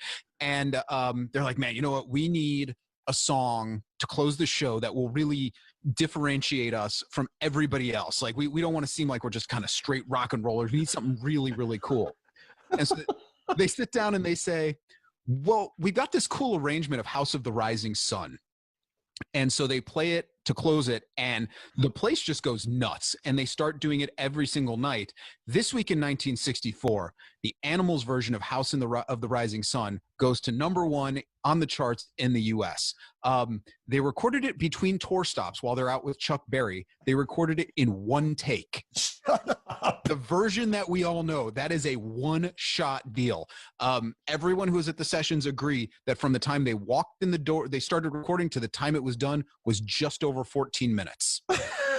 What? And and the song itself is about 4 minutes long, a little over 4 minutes long. We'll get to that part in a second.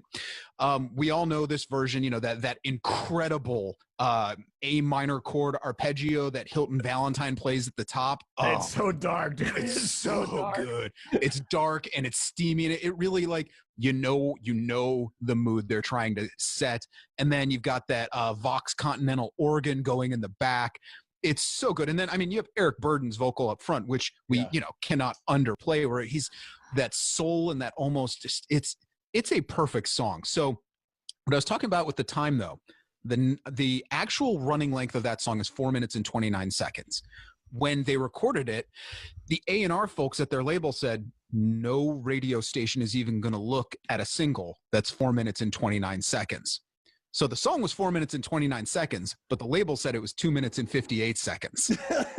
And so, you know, DJs were just like, oh, cool, you know, we'll put it on. We, you know, the kids have been calling for it, so they put it on, because you're probably not thinking while you're listening, like, that seems like more than like 4.5 minutes than it was 3 minutes, especially when it's that good a song. So if you have the original single version of House of the Rising Sun, it says 2 minutes and 58 seconds on the label, but the song actually runs 4.5 minutes long. I thought you were going to say, all right, so this it's a derivative of this tune from the 17th century, and Eric Burden was like, we need something where I can show off my mad lute skills. Yeah, yeah. They're going to let Stonehenge come down, like Final Tap. They'll have, you know, the dwarves just kind of dancing around on the stage, the druids. But yeah, that is one of my favorite things, that the label was just like, well, it's a great song, so let's just lie and tell them that the song is only 2 minutes and 58 seconds, because no one's going to stand there with a stopwatch. Yeah, because at that point, like, most quote-unquote pop songs were under 3 minutes. Like, even Hendrix' Hey Joe is like barely 2 minutes long. Yeah, That's nuts. Yeah, I love that level of deception for me. And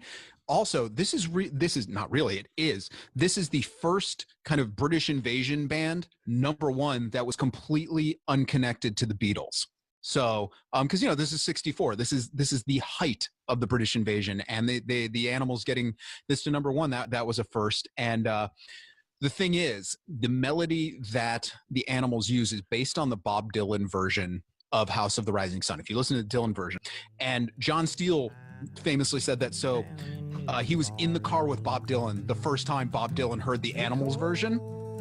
And he, you know, Dylan goes like, pull over, I need to hear this. Apparently, Dylan jumped out of the car and just starts banging on the hood of the car because he's so pissed that it sounds so good. And a lot of people, well, the urban legend is that this is what inspired Bob Dylan to go electric. Can you imagine? I mean, think about it for a second. I mean, how many times has Dylan been bested basically by a cover, right? Whether it's that, whether it's Hendrix and Watchtower, it's Jesus, man. Yeah. So, you know, I love everything about this song. To me, it still is fresh and as just perfectly spooky and haunting as it was the day it was released. Not that I was around the day it was released, but yeah, to be able to sit there and say, hey, not only did we have the first non-Beatles British invasion #1, not only did we reinvent this song, but we pissed off Bob Dylan so much that he decided to go electric. Do you think that made Lennon and McCartney crazy? Paul, we got to get on this Elizabethan thing immediately. I tell you what, though, to your point, Nick, the fact that Dylan has a number of songs that have sort of been co-opted by other artists, I mean, tells you what kind of a good songwriter he is. You know, yes, I wasn't about to say it, but you couldn't best him if he didn't write the song in the first place. Yeah. Like, I mean, like, okay, Hendrix, that's a given, because Hendrix is just, you know, he was like an alien, some sort of unicorn. But I mean, even Adele, To Make You Feel My Love, is 10 times better than his version. Yeah. I mean, you know, when some of that stuff gets reinterpreted, but, you know, to what you guys are saying, you know, the source material has to be good for someone else to be able to, you know, step it up. And then the first movie to come to mind when you hear the Animals House of the Rising Sun is Sharon Stone ODing in Casino, man. Absolutely. She's like she's holding up the walls, like, and then Pacino with the what's his face, De Niro with the Dio. Yeah. She found a bunch of junkies and somebody gave her a hot dose and that was it. Yeah. Falling out. Yeah. Yeah, that song is to Casino what Layla is to Goodfellas. The Goodfellas. Yeah, for sure. Yeah, for sure. I will say, though, the Animals version of House of the Rising Sun is my second favorite version of that song. For me, the definitive take on House of the Rising Sun still belongs to Miss Nina Simone. Her take is just otherworldly. I mean, it's beautiful, but it's even darker. Yeah, and that's I mean, no surprise for me, but yeah, I like that a lot. So, this week in music history, one take. I mean, one take to nail it. That's a hell of a band. So, I want to talk, since we were talking about people kind of taking Dylan's music and making them their own. Sometimes there are weird copyright lawsuits. And to me, the weirdest copyright lawsuit in the history of the universe is 1976 with the one and only George Harrison, because George Harrison was found guilty of, and I'm quoting from the judge's decision, subconscious plagiarism. Basically, the song My Sweet Lord off of All Things Must Pass, which is also a must-own album. Absolutely. If you listen to it and then you listen to it next to the Chiffons 1963 song He's So Fine, that's a classic. It's the same song. Like it is really the same song. There's you can even listen to it. Someone on YouTube went ahead and did the difficult work and played them together simultaneously so you can see it, hear it, and it's really there's just no question there.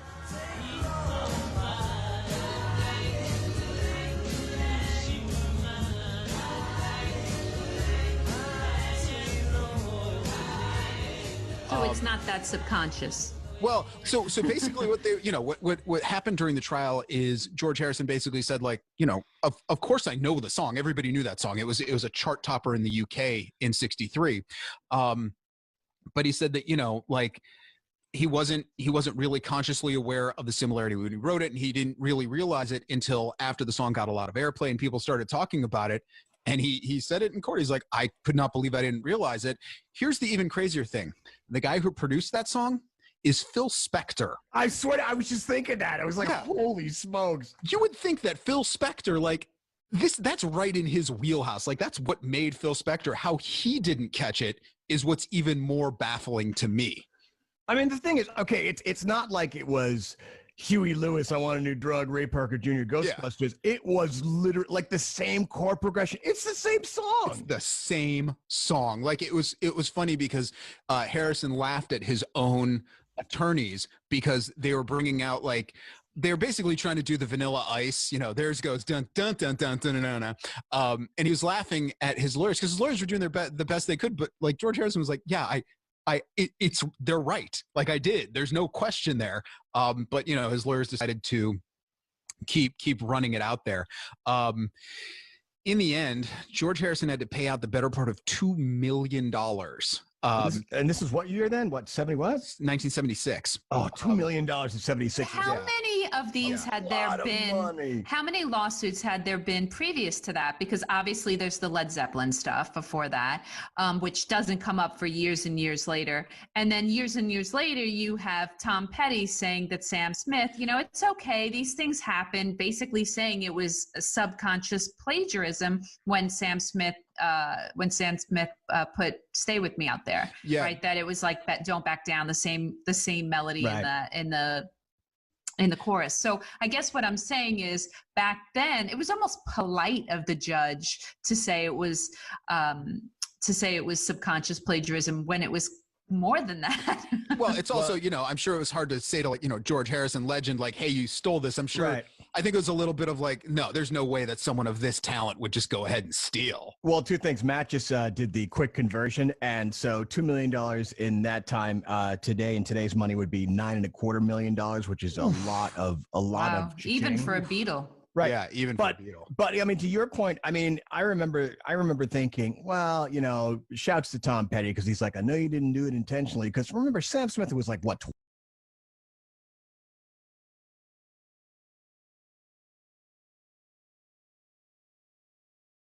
An alien, some sort of unicorn. But I mean, even Adele, To Make You Feel My Love, is 10 times better than his version. Yeah. I mean, when some of that stuff gets reinterpreted, but to what you guys are saying, the source material.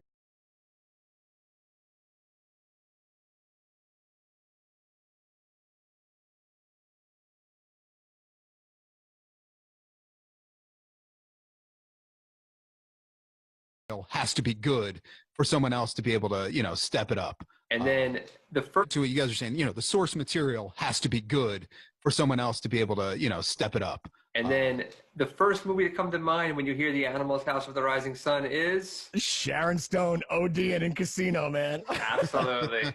It's like she's holding up the walls, like, and then Pacino with the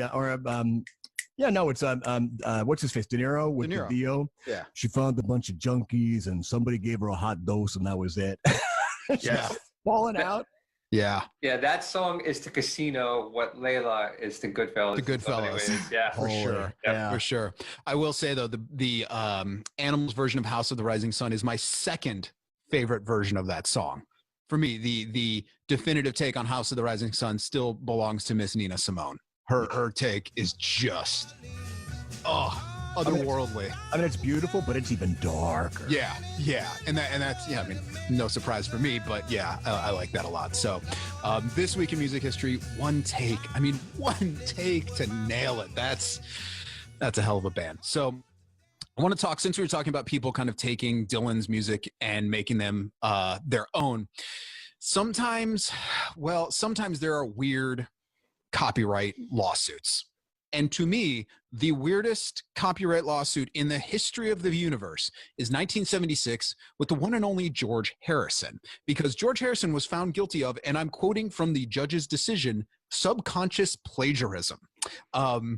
Basically, the song My Sweet Lord off of All Things Must Pass, which is also a must-own album. Absolutely. If you listen to it and then you listen to it next to the Chiffons' 1963 song, He's So Fine, that's a classic. It's the same song. Like it is really the same song. There's you can even listen to it. Someone on YouTube went ahead and did the difficult work and played them together simultaneously so you can see it, hear it, and it's really there's just no question there.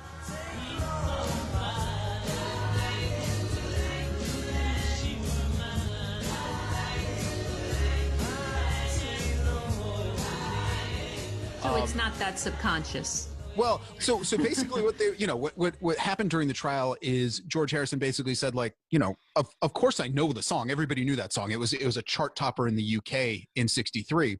But he said that, he wasn't really consciously aware of the similarity when he wrote it, and he didn't really realize it until after the song got a lot of airplay and people started talking about it. And he said it in court. He's like, I could not believe I didn't realize it. Here's the even crazier thing. The guy who produced that song is Phil Spector. I swear, I was just thinking that. I was like, holy smokes. You would think that Phil Spector, that's right in his wheelhouse. That's what made Phil Spector. How he didn't catch it is what's even more baffling to me.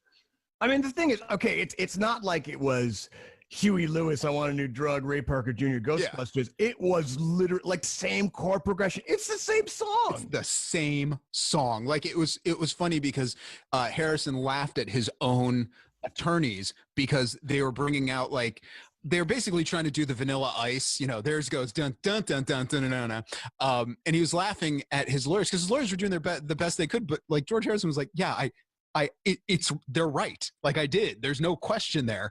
But his lawyers decided to keep running it out there. In the end, George Harrison had to pay out the better part of $2 million. And this is what year then? What, 70 what? 1976. Oh, $2 million in 76. How many of these had there been? How many lawsuits had there been previous to that? Because obviously there's the Led Zeppelin stuff before that, which doesn't come up for years and years later. And then years and years later, you have Tom Petty saying that Sam Smith, it's okay. These things happen, basically saying it was a subconscious plagiarism when Sam Smith put Stay With Me out there, right? That it was Don't Back Down, the same melody right. in the chorus. So I guess what I'm saying is back then it was almost polite of the judge to say it was subconscious plagiarism when it was more than that. Well, it's also, I'm sure it was hard to say to George Harrison, legend, hey, you stole this. I'm sure. Right. I think it was a little bit of no, there's no way that someone of this talent would just go ahead and steal. Well, two things. Matt just did the quick conversion. And so $2 million in that time today, in today's money would be $9.25 million, which is a lot of even for a Beatle. Right. Yeah, even but, for the Beatles. But I mean, to your point, I mean, I remember thinking, well, you know, shouts to Tom Petty because he's like, I know you didn't do it intentionally. Because remember, Sam Smith was like, what, 21, 22 Something, then? yeah. So it's entirely possible. It's entirely possible he had never heard I Won't Back Down. There's no way George Harrison didn't know he's so fine.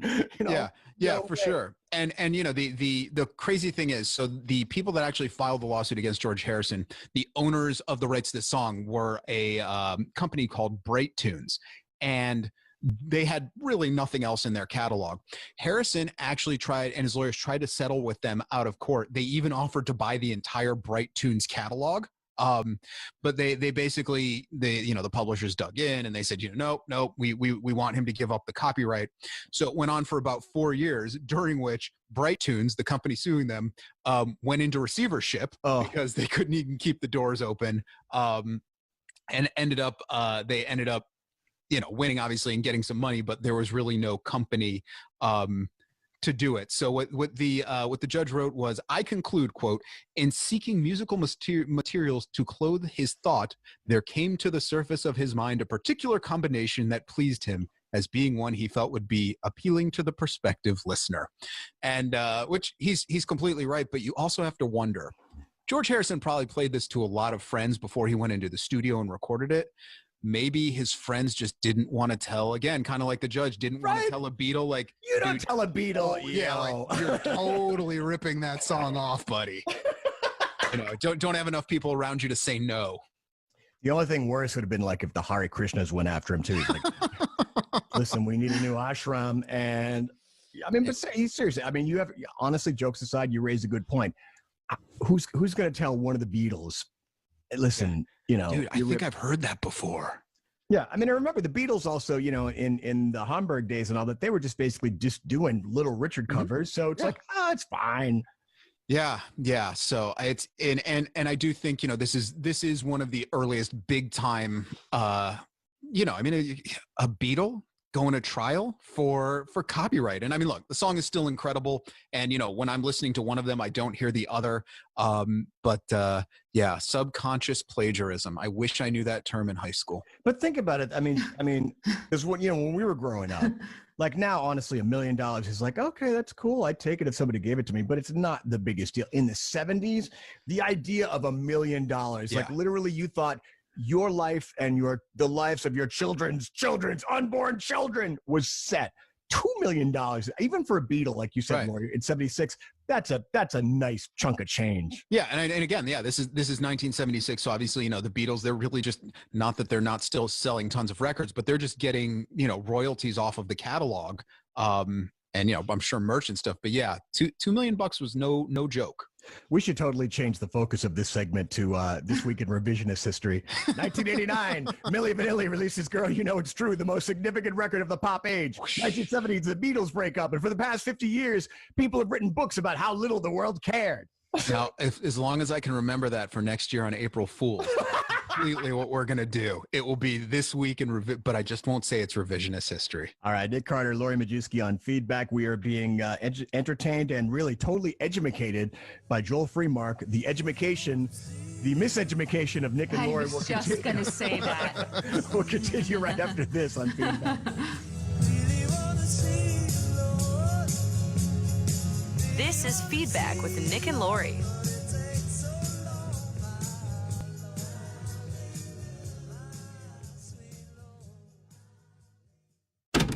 Paying tribute to the greatest moments in music. This is a volume playback. On this day, September 3rd, in 1984, Iron Maiden released their 5th studio album, Power Slave. In 1990, George Michael released his 2nd solo record, Listen Without Prejudice, Volume 1. Also in 1990, Judas Priest released the album Painkiller, their last with Rob Halford on vocals for almost 15 years until his return in 2005. And in 1991, Rush released their 14th studio album, Roll the Bones. The title track featured Rush's first, and to date only, foray into hip-hop. What's the deal? Spin the wheel if the dice are hot. Take a shot, so get out there and rock and roll the bones. Today's birthdays include Al Jardine of the Beach Boys, Steve Jones of the Sex Pistols, and Red Foo of LMFAO.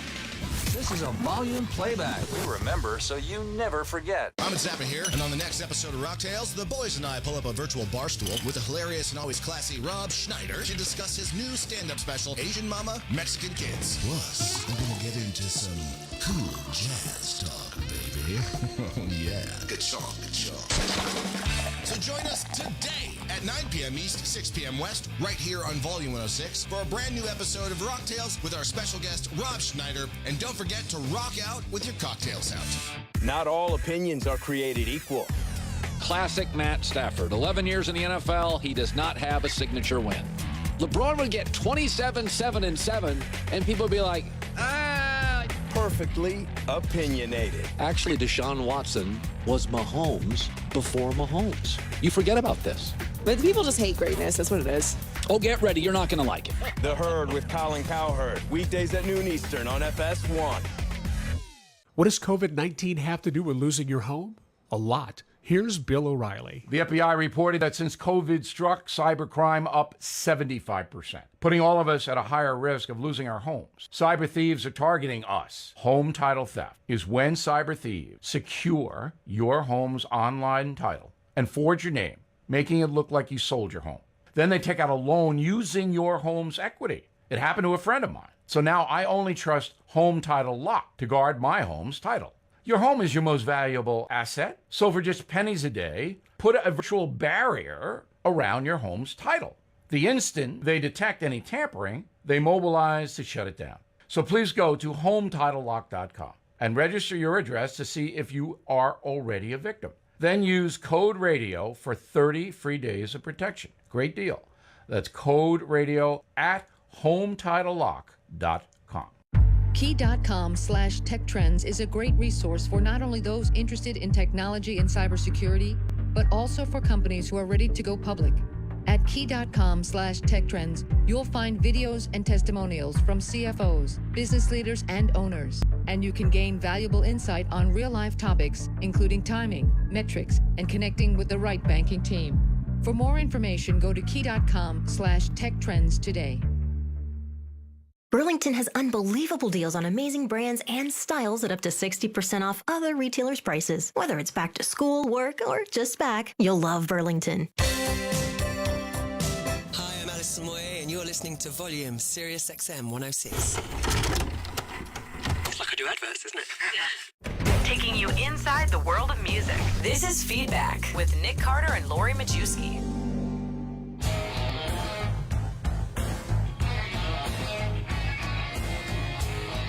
All right, Sirius XM 106, it is Volume Feedback. Nick Carter, Lori Majewski. Don't forget, Ray Padgett's going to come through. He is the king of covers, undisputed, much like Ali. Nobody's taken his title, though. That's coming up a little later on with the best Leonard Cohen covers. That's how you say that. In the meantime, the Daily Guru, Joel Freemark, is here, taking us through this week in music history. So this will not be revisionist music history. Don't worry. Don't worry. So the 1991 MTV Video Music Awards, most people remember it for REM just sweeping the awards for Losing My Religion. But we're not going to talk about REM and Losing My Religion. We can talk about that another day.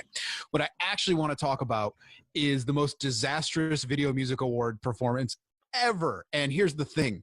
If you watched the live airing of it, you caught some of it. But most of it, you have to, thankfully YouTube was invented in a lot of kind of just because a lot of this happened during the commercial, and it belongs to the band Poison. And we're going to talk about Poison in 1991 because... Can I just say, those chicks are hot, dude. oh, wait.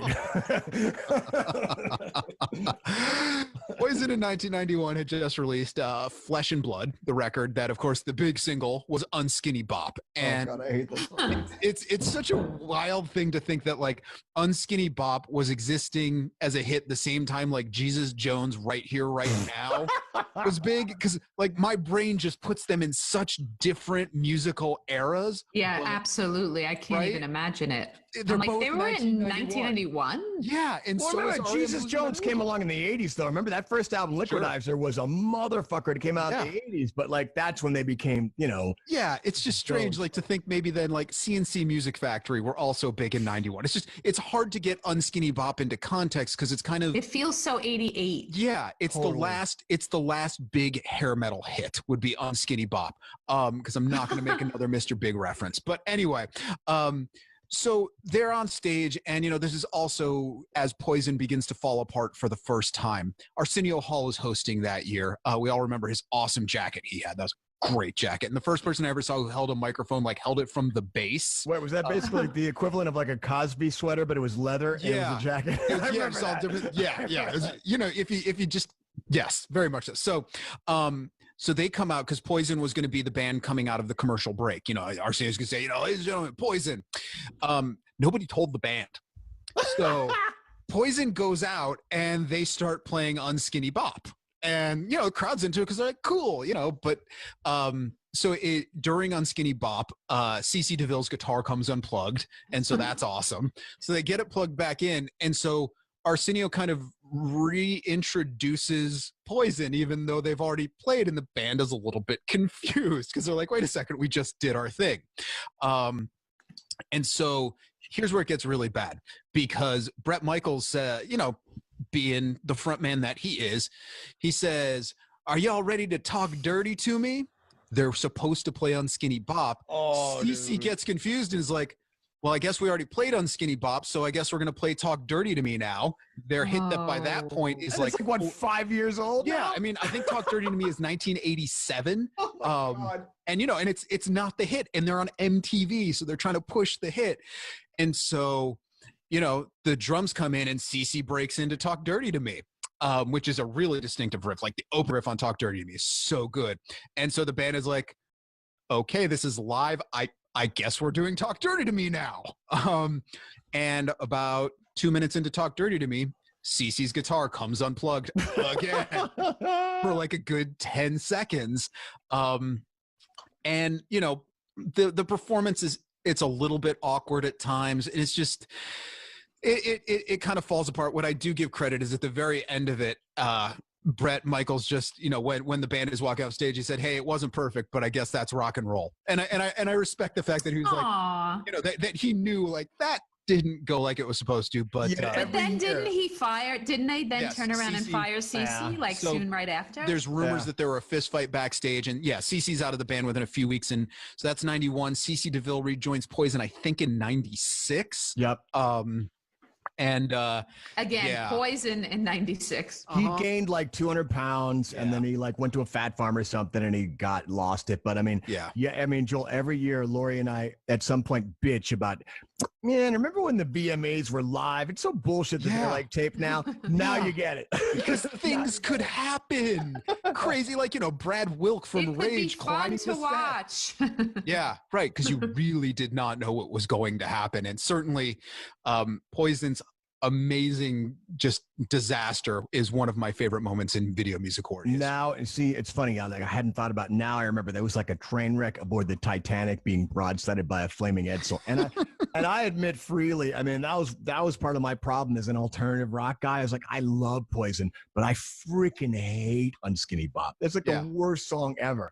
Yeah, I mean, look, it's as cheesy. I put Unskinny Bop in the same category as Warrant's Cherry Pie. Where you're like, this is so not representative of what that band can do. And I know even until his passing, Janie Lane was like haunted by Cherry Pie, which was basically something A&R forced him to write. But Unskinny Bop was a silly little track that sold like probably 1 billion copies. Yeah, but I can't feel bad for either him or Bret Michaels. No, it's like, that song sucks. All right, painted on the wall in my summer home in Maldives. Exactly. Yeah. So speaking of songs that got huge, I also want to say the #1 single in the United States this week in 1984, after 25 years, finally, Tina Turner had a #1 solo single.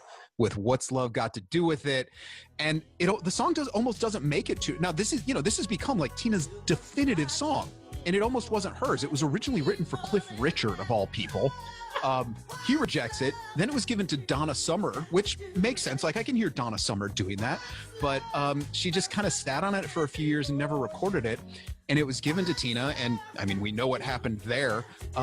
Tina was 44 years old when that went to number one. She was at the time, this eventually would be broken by Cher, she was the oldest female solo artist to get a number one hit on the US Hot 100. Cher with Believe still holds that record. I think Cher was 53 when Believe gets to number one. Cool. Yeah. The song's a little bit, when I listen to that song these days, I'm like, I forgot like the keys and that there's like this almost culture clubby reggae sound to it. Yeah. A little bit soul. And then of course there is the video, which, I mean, it's so badass. She's got that mega huge hair, the jeans and jacket, tight short skirt, the leather mini skirt. And she's walking around New York City. I mean, that to me is just when everybody's like, oh, look at Tina. The chain link fence. And those stilettos. Can I just interject? I mean, I think it's maybe a matter of semantics. You say, it was given to Tina Turner. Reality, I don't know, was it John Faggot? I forgot who it was at Capitol, but basically it came down to, it wasn't given to Tina Turner. She was told that in Private Dancer, you were doing this or there's no album. There's no album. Yeah. And she crushes it, but those are the two biggest singles off of that record. Private Dancer doesn't go to number one, but yeah, it's crazy that's how someone gets a career defining song. Not that, I mean, for my money, Tina and Ike's version of Proud Mary is the definitive version of that song.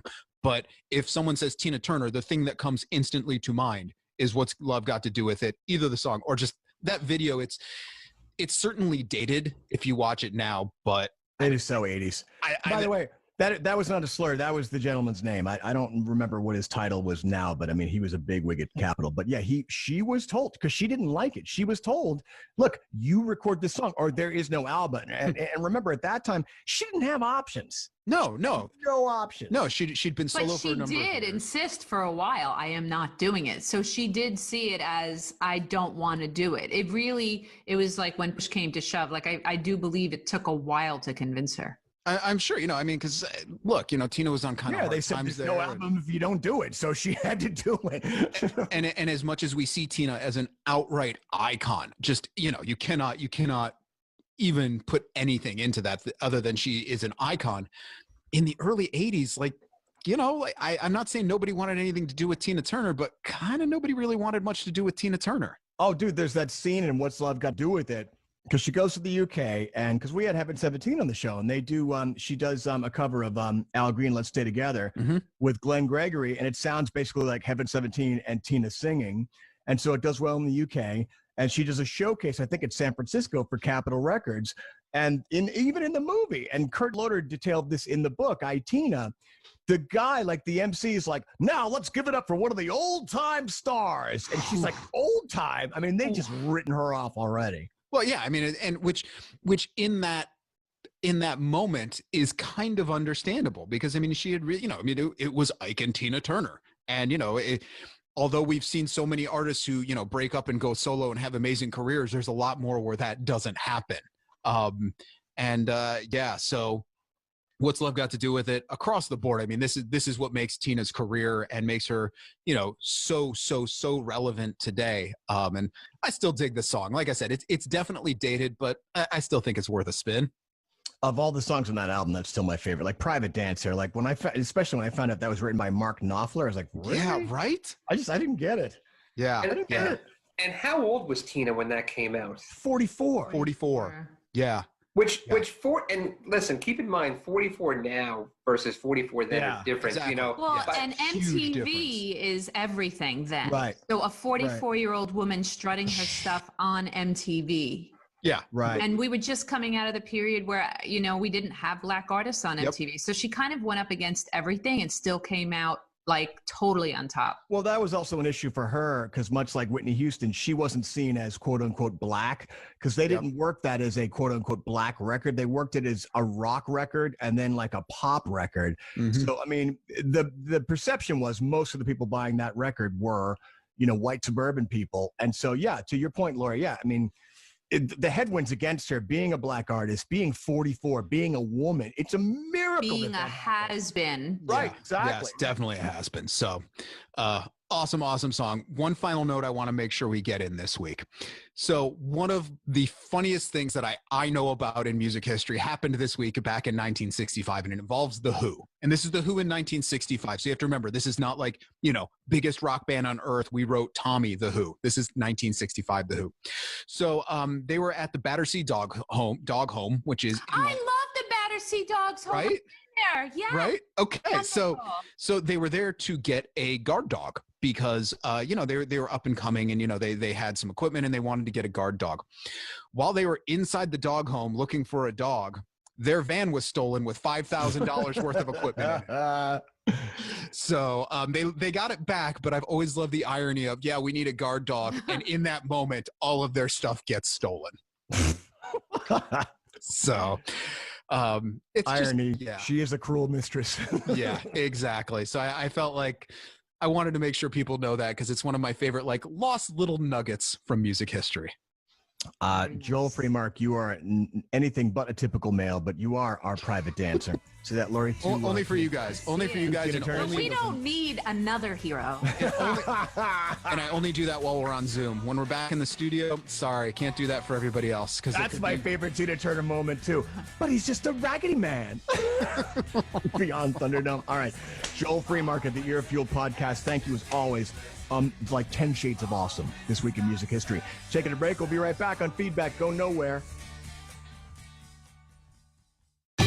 Soft-tastic, smooth-fisticated, calm-tacular. Sirius XM's Yacht Rock Radio.